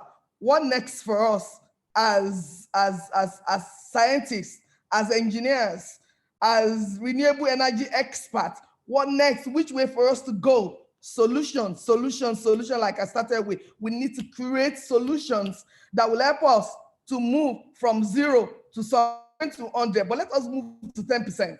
From 10%, we can move to 15%. Nigerians' problem, our problem in this country, can only be fixed by Nigerians. Please note that. Our solutions is not in the US. It's peculiar. So we need heads put together. We have loads of ideas that need to turn from just talking to action. These are the kind of people we need to come and form a team and get solution. We have some solar, I've seen some in the past, I've seen some, the wind turbine and all of that. They are very expensive. One of the solutions, 17 Extra from Covenant University, is working on low solar energy that can be affordable. But we're still reiterating, we're still working on that solution until it becomes very cheap. If it is not cheap, we don't have a solution yet. So a lot of aid has to be put together, develop our local solution to our local problem for us to showcase the global scene, but it has started. Now, let me give you a background of why we need to take action. Climate change is a race that we must win. And everyone, whether you are a child, because we have children's section under Solution 17, they are taking action, or you are a teenager, or you are a youth, young adult, a woman, or you're a man, or generally, everybody must do something to fix the problem we have now. One of the roles that we need to play is to galvanize action, come together, create a momentum, have a team that is working on a solution, showcase the solution. I can assure you, this solution, our organization can showcase it beyond the shore of Nigeria to receive support. But there must be solutions that must be tested. So on this, like I said, on September 2015, they came together and all they are looking for is to transform our world, okay? These 17 sustainable development goals are universal. They are universal, but right now, they are off track. Why? COVID-19 crept into the world and plunged the world into recession, okay? It's costing a whole lot, including health hazard, social and economic crisis, death worldwide. A lot of people, when I say a lot of people, millions of people, a high percentage from Africa have been plunged into poverty. So this is why I'm saying, if you are bringing solution, the solution should be divided into two for social impact because you are helping the community. And the second one is the profit, the profitability of your solution so that at least you can solve unemployment while you're trying to solve power. When you're solving power, believe me, you're solving agro, you're solving technology. because all we are looking for to see is smart agriculture. You can't have anything smart without putting power into cognizance. So this is really, really key. Now, the world is still grappling, and we are moving from COVID era to post-COVID era, okay? You know, like I always say in some of the talks, appearances that I've shown in different organizations in the past, I have said that COVID was as a result of our environmental pollution. Now, where are we getting this environmental pollution from? Why are animals migrating from one place to the other? Deforestation is happening. We're extending, we are opening more industry everywhere. Ecosystem is damaged. Biodiversity is affected.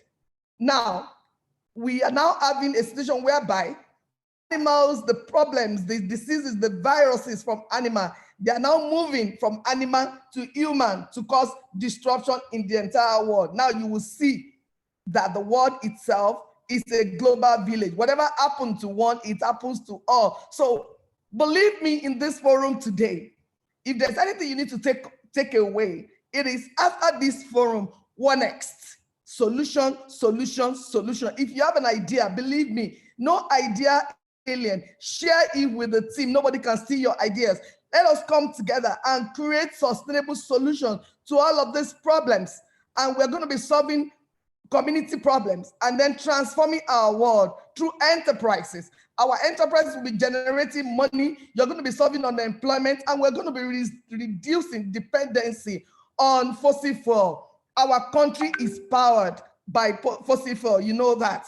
So having you on board, something new is taking local responsibility to solve global issues. Now, I will add this.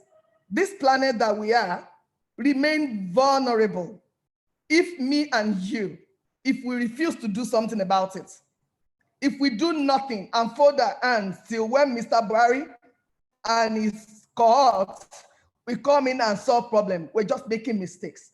The position you are right now is as little as your idea is, you can change the world. Please do not limit your idea. This is how we can spur action as to climate change locally and internationally. Do not say that, what can I do? I am too small. What can I do? I do not have money. Please, you have ideas. You are a social, in fact, the capital you have right now is immeasurable, but because it remains untapped. Start tapping run it by your colleagues, form like a team, a formidable team, and have a vision. Let your vision resonate. Look, if you want to change the world and you are targeting in the next nine years, divide your vision into small elements, small phases. Within the next, after this conference, what can I do in the next 1 month? What can be achieved in the next 3 months? What can be achieved in the next 6 months? What can I do in the next 1 year? Get into implementable phases between now and 9 years. Please start measuring your first 1 month, the second, third month. Maybe you measure your 6 months, learn from your mistake and move forward. Do not stay, because the world is waiting for you to come in with ideas that would change your local community. You are that person, you are that lady, you are that woman, you are that lecturer, you are that VC that the world is waiting for. We have started to do something in university, and we're extending around Nigeria. God help us. It is going to work. We aren't going to give up. It is too late. So if you can join our team, join. Presently, we have call for climate adaptation solution with United Nations. It is on. Maybe at the end of this, Olamide can give you the link. Read about it. Submit your solution. Let us look into what you're doing. Let us promote your solution. Let us have your idea wrapped together. And the ultimate goal is to solve a problem. And the ultimate goal is to solve a problem for many people. The ultimate goal is to monetize the problem you have solved, the impact you have made, into profit-generating businesses and enterprises while you are solving climate change. This is just my summary for you. So like I said, the planet is vulnerable. We need to protect the planet. We need to save the planet, and it's going to take the action of you and me. The essence of living is to care for and protect the planet, okay? Without jeopardizing the future generation. We must take that into cognizance. Even in our generation, we benefit from what I have done in recent past or in the past. Now, we have urgent problem at hand, you know that, which everyone must solve.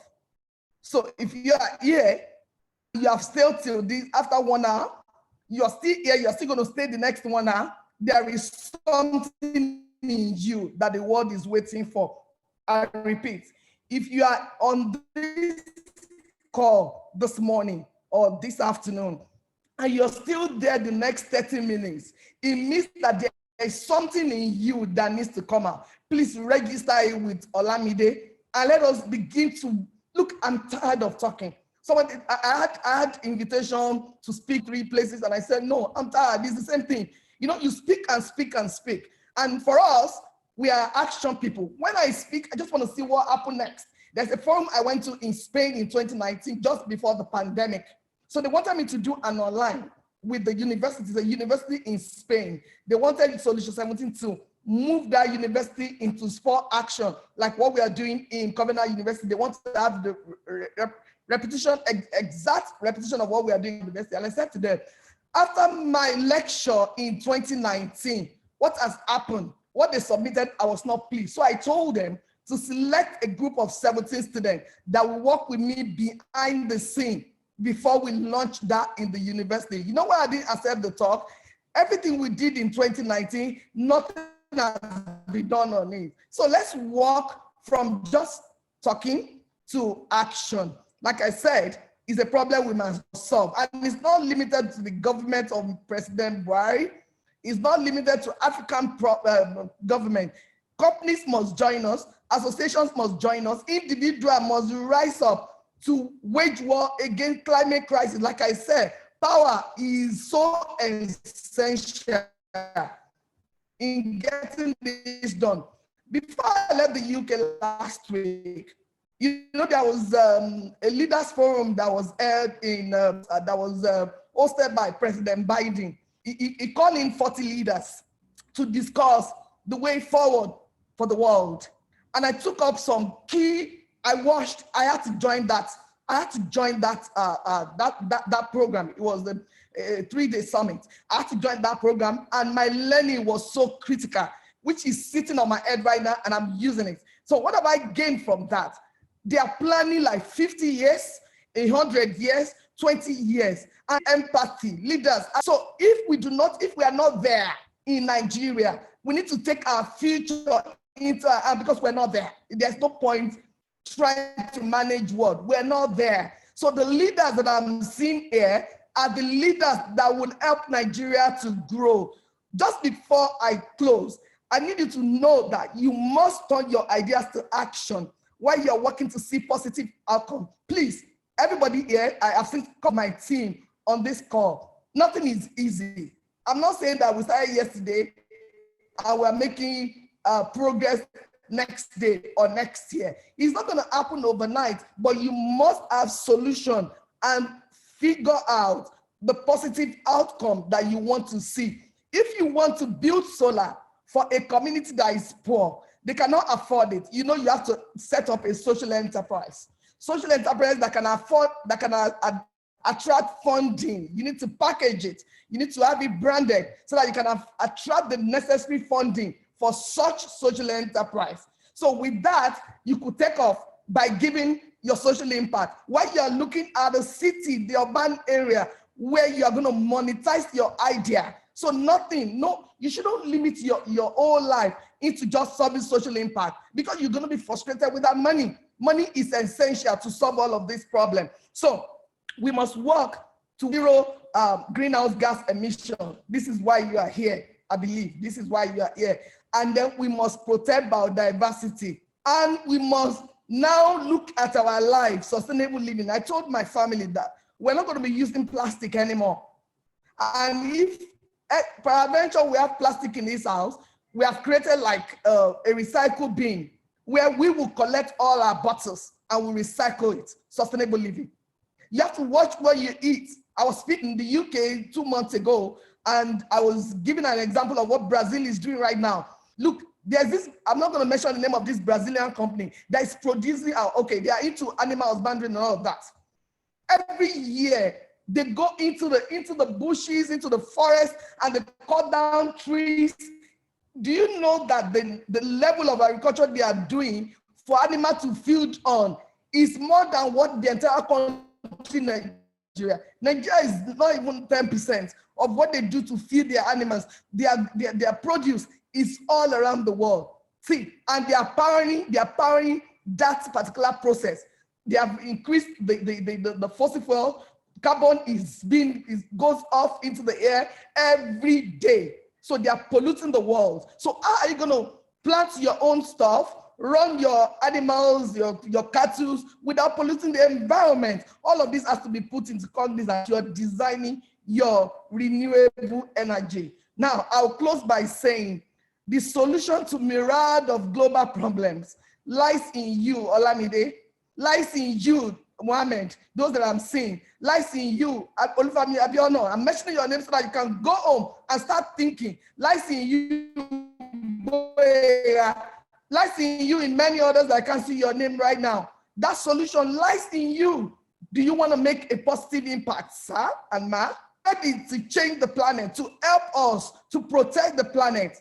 Let me utter you. Some years ago, I was traveling out of Washington and I bought a book.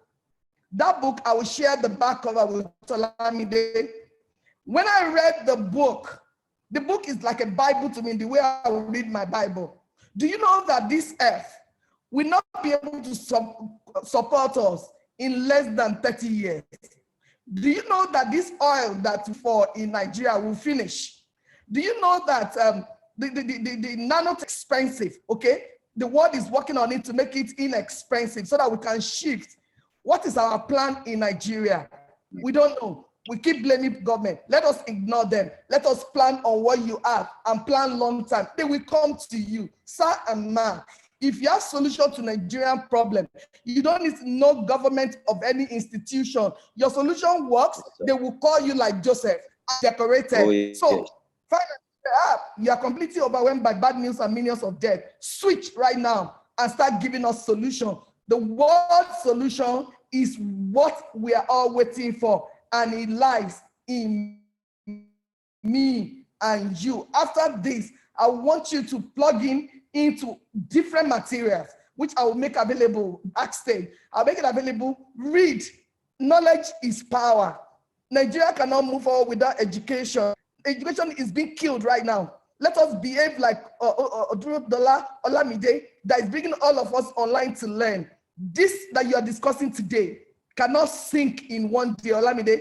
It has to be extended into like smaller groups so that people can digest and take action.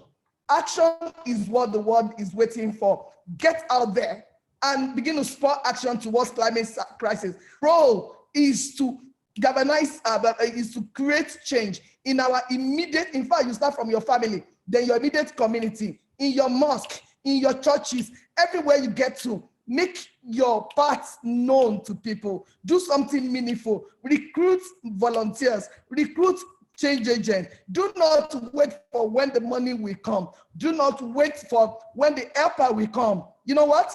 Whatever you do to humanity, you are doing God. He's seeing you, an helper and helps, finance and grants will come after you. And you're going to be that one that will be celebrated in Nigeria. Let us start today by looking at sustainable living, the food we eat, the clothes, look at sustainable fashion, look at smart agriculture, look at how to minimize food waste, and most importantly, generate renewable energy, green energy. We are working on green recovery right now that will help us to power the entire system. Thank you so very much for having me at this time. I hope you learn one or two things. Thank you. Thank you very much, ma'am. We are so glad to have you here this morning. Thank you. Okay, and before we move forward, before we go on, please kindly switch on your video. We want to have a group photograph. Everybody, please, all the attendees and participants, kindly switch on your video. We want to have a group picture. Okay, thank you. I'll be directing some questions to Engineer Adedeji, where we paused earlier. Okay, before you direct the question to Engineer Adedeji, is there any question for Mommy Foluke Michael? She will soon leave. She will soon leave. She's having another engagement. So if there's, is there any question for her?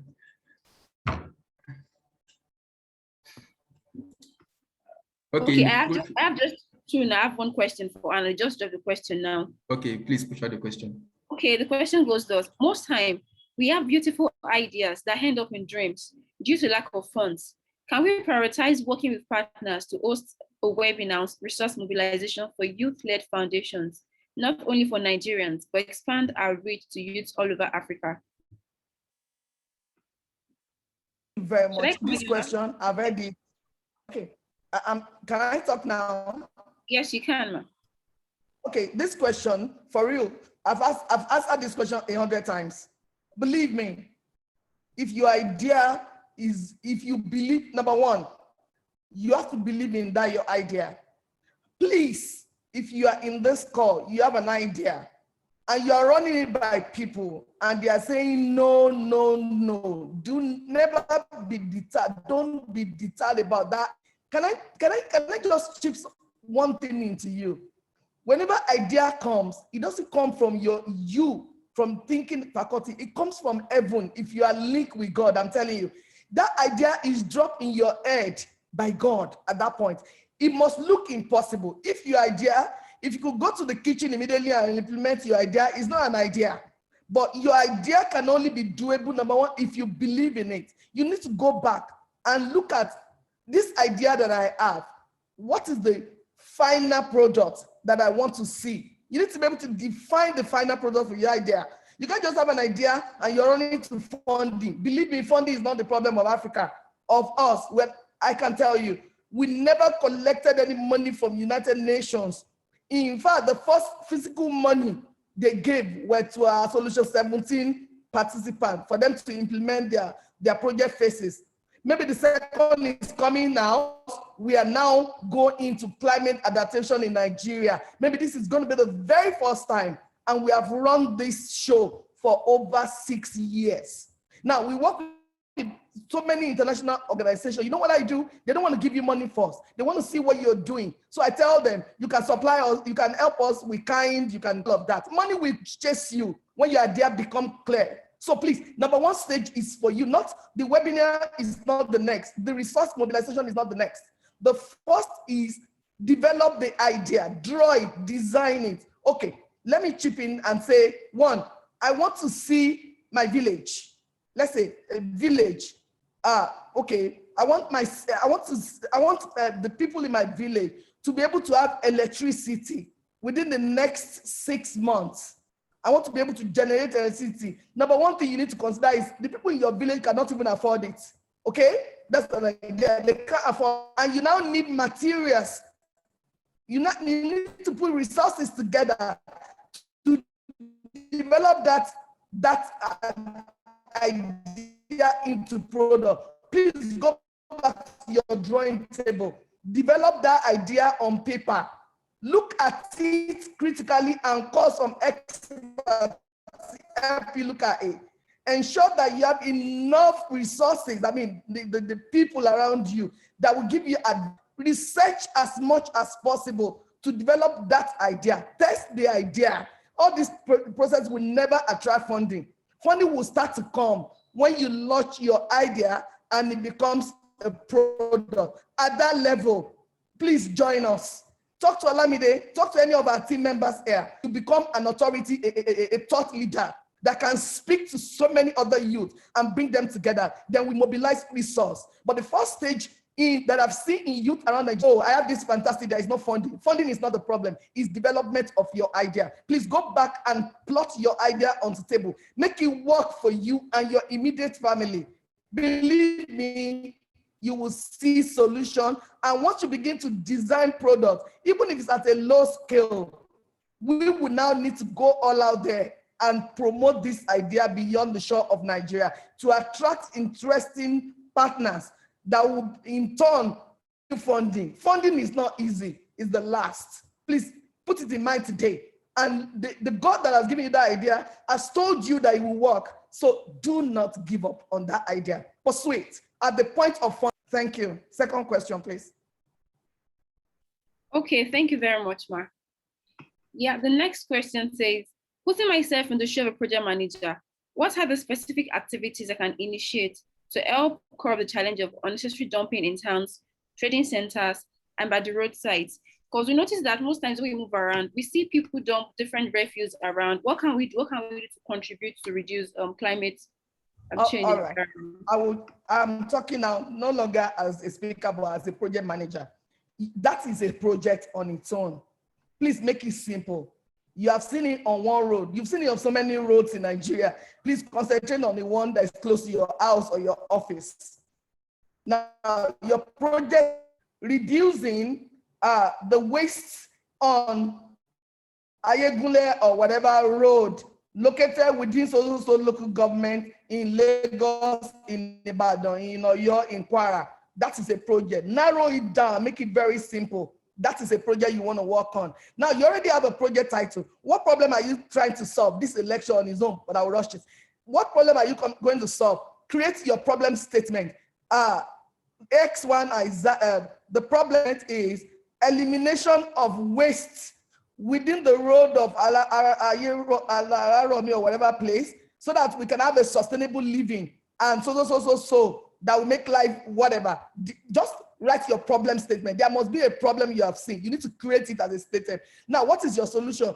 Develop your solution system. As Adeton is creating a recycling that will collect the waste within the road of Ayegule, and that will be recycled by our sister company to produce certain thing or sold the waste, or the waste is going to be sold to a neighboring organization for recycling. You have defined your solution statement. Now, break your project into phases. Phase one, identification of the project area, the program area. Two, maybe meeting with stakeholders to generate support within the local authority. And those one will fall under your phase one and preparing price. So you already have an enterprise that will undertake, or a project that will undertake that task. The next thing is to look at the end goal of this problem. What do I want to see? I want to see the road clear. I want people to have culture of discipline. I want, list it, they are long, and then you now come back. If you want people to be disciplined, it means that you have to do sensitization within that environment. Drop your refuse on the road. These are the health hazards. Make them realize and co-opt them into your project team. So they already know. And they will now ask you, where do we drop our waste? Adeton and company has created a waste bin around the market. So if you can bring your waste or your bottles to this place, we'll pay you for returning it. Look, generate something, action that will make the community to get interest, to develop serious interest in your project. Once you have done that, you now look at, how do I recycle? Who are my buyer? How do I generate wealth from waste? You design it. Once you have your design, all of this, you're still designing on your paper, then you now have a project document. If I project as a project manager, I will tell you it will work. I will tell you it will not work. If I tell you it will not work, it doesn't mean that I've killed your idea. I will send you back to the drawing board. Go and design this portion. You cannot make money from this. Okay, if it's for social impact, people will not be interested. So it's a lot of head thinking. Please, let God speak to your head. He's going to speak to you. Just be quiet as you are designing. Be quiet to receive inspiration. Draw it, and it becomes a project. And when it becomes a project, you generate a product. Your product stage is one, when you are selling the waste to a company that is giving you money, or you are developing a solution that will enable that you convert that waste to power generation. And your final product might be power. Your final product might be animal feed. Your final product might be to crush the waste and sell to a company that needs That is the project management of climate change. This process I've given you is the same process that power will go through, smart agriculture will go through. So remember, I've said idea stage, that is initiation, planning stage, where you're going to gather all the stakeholders and do stuff. And then you have the execution stage, where your planning will be turned to action, actionable phases. And after your planning stage, your execution stage is to see your products. Please, when your product is seen in the market and people are actually talking about it, you can sit back and relax and ask for more inspiration so that you can also start developing that product to attract more stakeholder. This into internet and start studying. Very soon, I'm going to give free lecture on project management because I run a series called Project Management with Foluke Michael. I could look at it is going to be free of charge. Thank you very much. Thank you very much, Mrs. Foluke Michael. We are glad to have you here. And she has told us ways you can go green, we can reduce wastage, we can reduce pollution. Thank you very much, ma'am. Okay, the next question will be directed to Engineer Adebayo ADEDEJI. I'll be joining two questions together. Basically, it's about cost implication. Okay, it says that renewable energy is expensive. How do rural developer get funds to start up? Then how can a young graduate afford this? Or can he or she do it through partnership? Thank you very much, my dear sister. And I think Auntie Foluke has done a very wonderful job from all that she already submitted. You know what? The truth, I work with government and I know what the youth are facing from government angle. I cannot expose all that the government is doing here. Of course, that would be shooting myself in the legs. You know what? The government is challenged. Where we are now, as Auntie Foluke has rightly expressed, is to begin to take the bull by the horn. Don't put chasing money first. This is the evil of this generation. It's unfortunate that our elders had led us this way. But we need to begin to renew our mind. There is a way to begin to have a rethink. Take this from me this morning, or this afternoon rather. Money is where problem is most. Where you have barrage of problem, that is where money is. I'm telling you, money is not in America. Money is not in the United Kingdom. Most of their issues have been fixed. If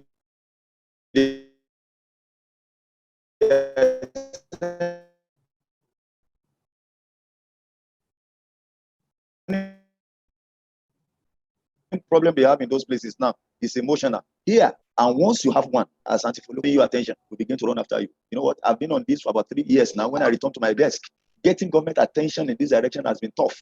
But as I shift my focus from government budget, I begin to receive attention. You know what? As we speak now, the Evans East Energy that I told you that time, they've just attracted $4 million. So it's a case on project in your state. I'm telling you, the issue first and foremost, Auntie Foluke has finished. The issue first and foremost is your idea.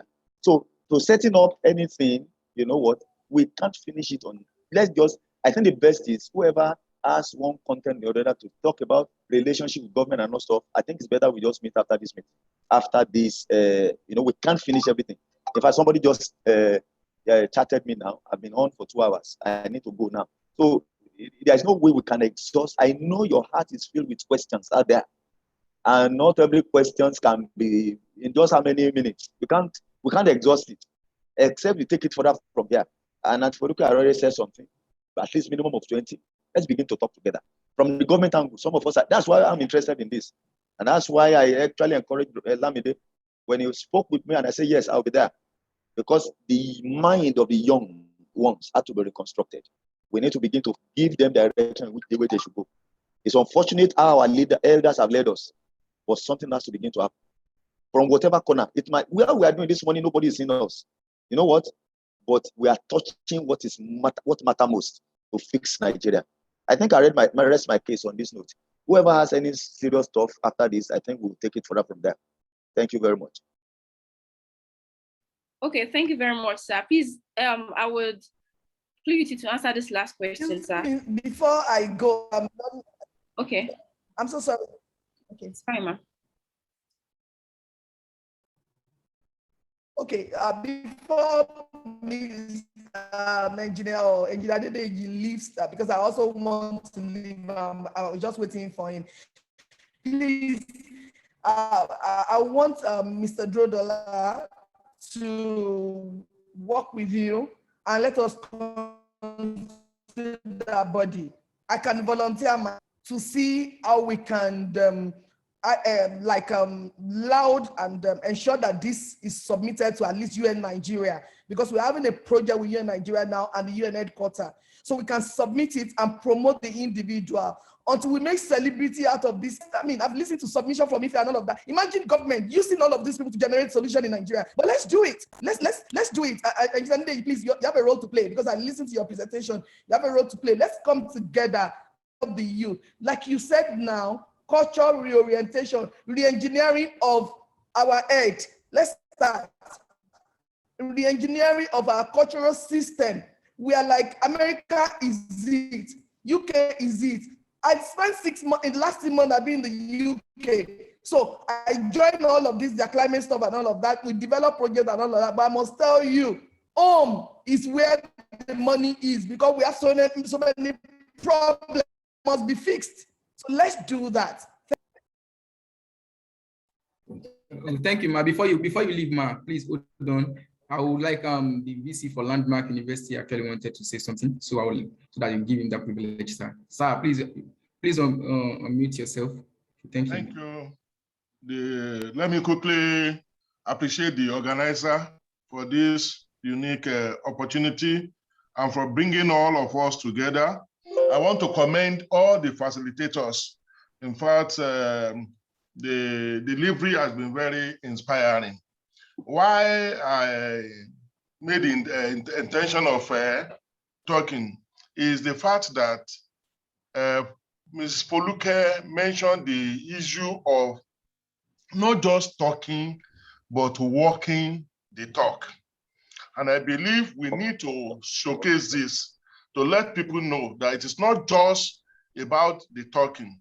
Thank God for what we are doing in the Ministry of Agri. My very good friend Adedeji has showcased that, and then some other people, the guy from OAU and all of that. I want to quickly say that in Landmark University, I think we had the opportunity of listening to Mrs. Foluke in that 2019 delivery, and that of Peter Okebukola, a former NUC Executive Secretary, talking about the issue of sustainable development goal. And that was why Landmark University quickly went ahead and then established a sustainable development goal group of the university. And if you permit me, I will just quickly flip through in just 2 minutes what we have been able to do, just to tell us that we're not just, I'm coming, please. Okay. So after that, can you see the slide? Can we all see the slide? Yes, you can see it. You can see it. So we were saying immediately after that presentation, we went ahead, bring up young minds in the university. The maximum was senior lecturer. We didn't allow any professor to lead us.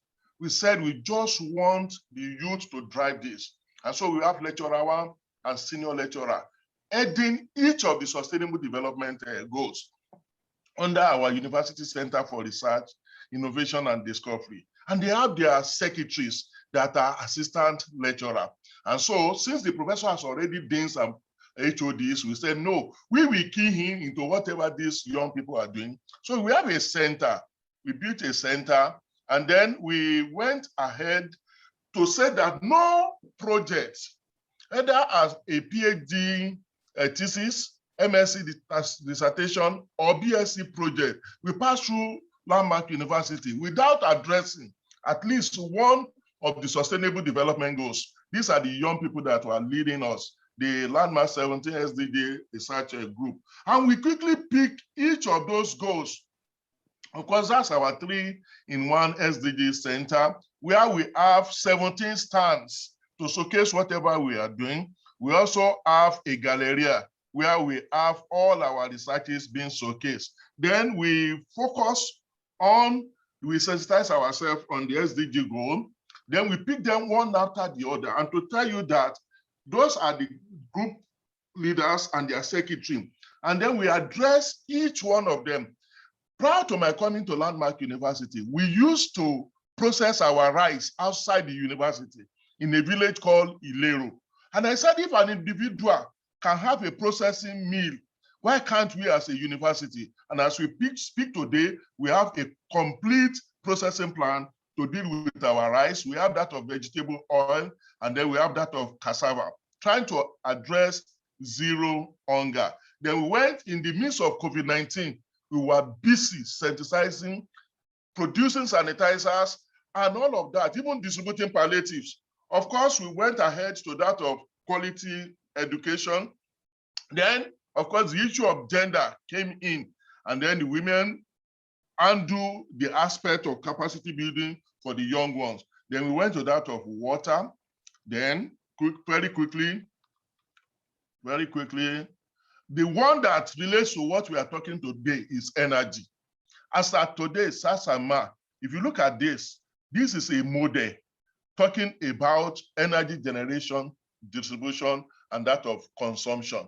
These are teaching aids for students. So you don't have to go to the city or to the rural area before as students, you know how all of this work. We have our hydropower, minimum, to tell them, just like my madam said in one of the paper, we have biogas, we have hydropower, we have solar, and then we have the chemical, the battery one. Then we move on to that of decent work. We have that of innovation, industry, and infrastructure. Then we move on to reduce inequality.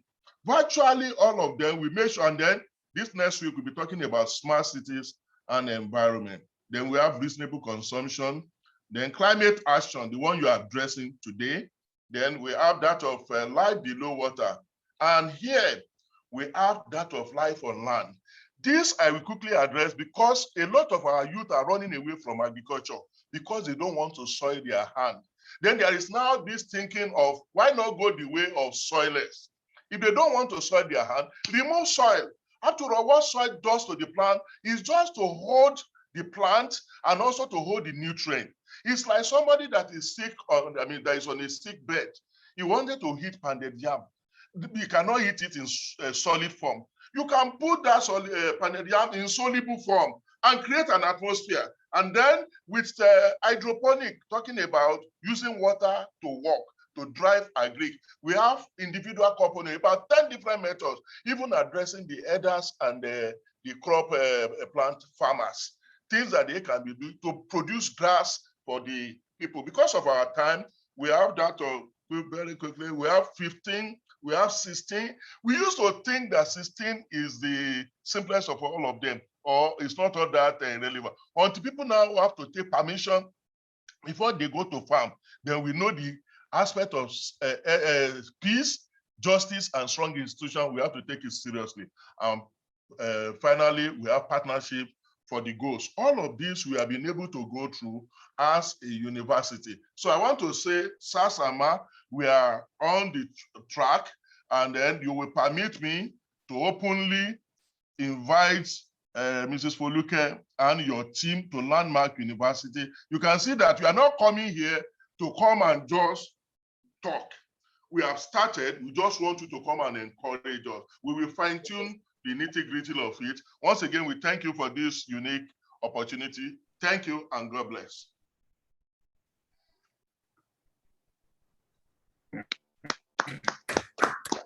I think Landmark University should have paid for that, but it's fine.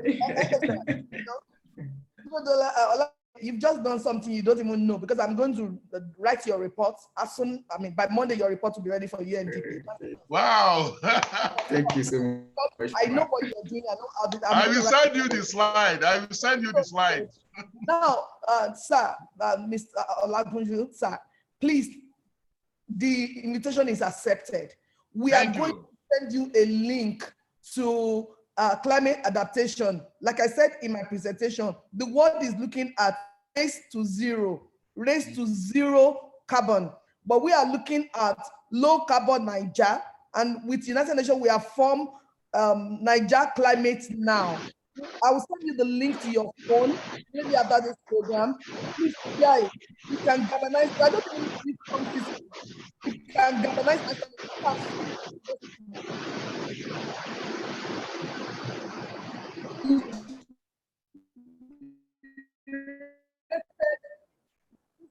Somebody just stop the noise. You should be like Copenhagen University. We came into Copenhagen University in 2017, 2018. By 2018, between 2018 and now, Copenhagen University is at the top of SDG. We did all. So I want to learn my university because we are interested. That starts on Monday.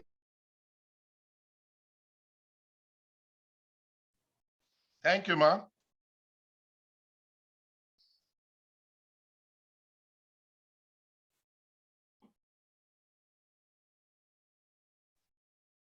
I think you can go ahead. The bandwidth is low.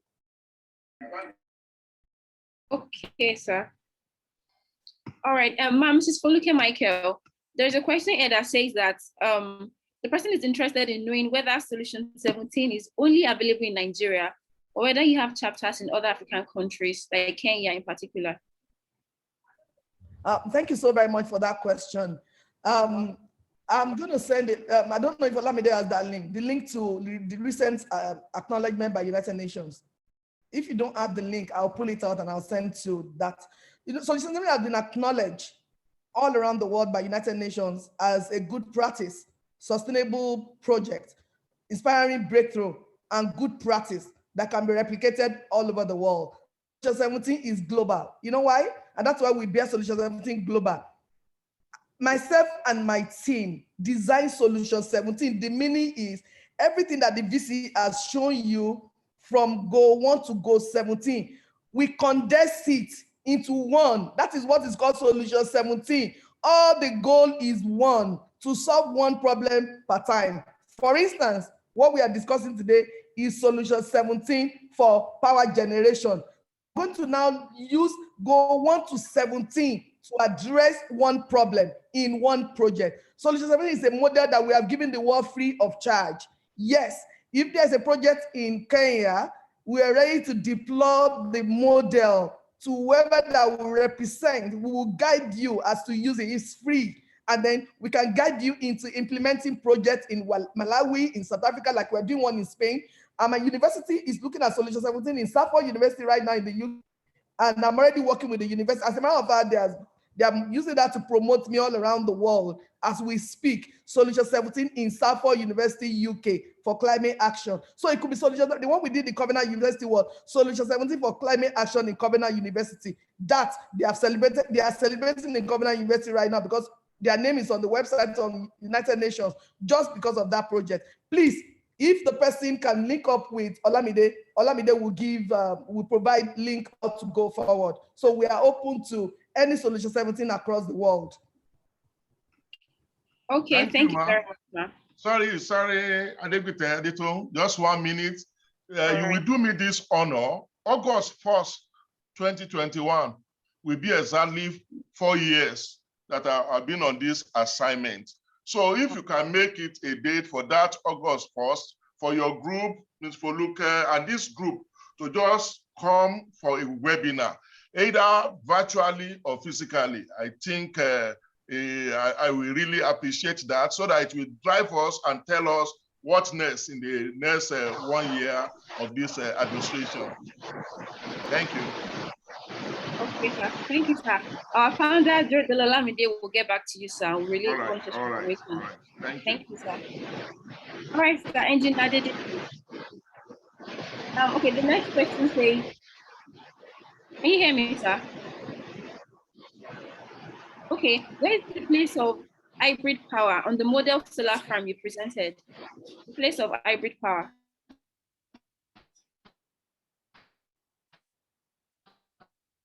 Hello, sir. I think there is a connection issue with Engineer ADEDEJI. I hope my network is still okay. Hello, are you hearing me? You're welcome, sir. We can hear you now. Okay, you are talking about the hybrid power, concerning the more or less like the smart farm layout that was presented. Yes, sir. Yeah, it's a model. It's not on ground yet. The other one that is running presently is located at Keibe. It's about 2 hours drive from the city center of Abuja. Okay. Oh, okay.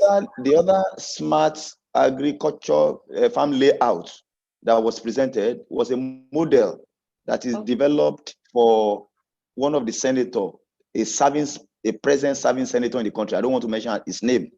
We're still working with him to let him know that if you can have a 250 hectares farmland per senatorial district, that will come to 3 per state. That will come to 109 around the country. Where you have the energy generation center. The energy, of course, the energy generation center will be the one to power whatever is on the farm. Of course, it will be used to power the skill and acquisition center, the viewing center, the servicing center, and of course, whatever may be, whatever smart that you are thinking of. Of course, we also service each family's household. What is designed is for 50 family, 4 hectares per family within that 250 hectares outlay. Each family is entitled to 4 hectares. This project has been submitted to him with that 3D layout that you see me exhibited on the screen this morning. It's ongoing. It's not yet seeing the light of day. It's just on paper as we speak. All right, sir. Thank you very much, sir. Okay, we are all aware of the current inflation in the country now, like it's hyperinflation. So someone asked a question. It sounds funny, but it would be very, very beneficial if it can be invented. The person said, why is fuelless generator not part of the renewable energy? So I want to ask as an engineer, is it possible for us to have fuelless generator? Can it be invented? Yes, let me answer that. Fuelless generator is very possible. I could remember during my national diploma at Federal College of Agriculture in Ibadan, my supervisor then, in person of Engineer Adebayo, he actually supervised a project then on fuelless generator. So it's very, very possible. Yeah. Okay. The next question is that can it be added to renewable energy gas? Hello. Yes, it can be added to renewable energy simply because is a fuelless what's it called? It's a fuelless generator, so it doesn't release what's it called gas any form of the gases to the atmosphere. Sorry, I'm under tension. Yeah, so it uses alternator. So there's a way that it works. So if you want to get to do that, you can just get in touch with us through our email address. So pepowerinternational@gmail.com. So we'll give you. All right, thank you very much. Okay, I came across something online about a lady that makes use of all these plastic bottles, like what we call waste. She transforms it into something different. So someone asked here that, is there a grant for anybody who wants to go into this renewable energy? Is there a grant? Okay, I should answer that. As my mom, Foluke Michael has actually said initially that grant is always available, but it has to be after you have the idea. So if you don't have the idea or the project at hand, and you're just like, okay, I have this, and you've not actually taken any action before, then definitely you won't see the grant. But the grant is outside, grant is flowing every day. We have this climate fund, we have UNDP, we have basket funds, so and so forth like that. So the first step is to take the first action is to take a step. So once you've done that, then fund will come in. Money is not the first thing. The service, then your value will come. All right. Auntie Adeton, yes, I think I want to add to that. I just wish that many of those that are on this platform, they are understanding what we are saying. You know, it's like they are still repeating the same thing. Fund is available for everything. It's unfortunate that you are not hearing it. There is nothing you are doing now that that is a kind of solution providing outlay that cannot attract fund. The challenge is it a solution that is workable?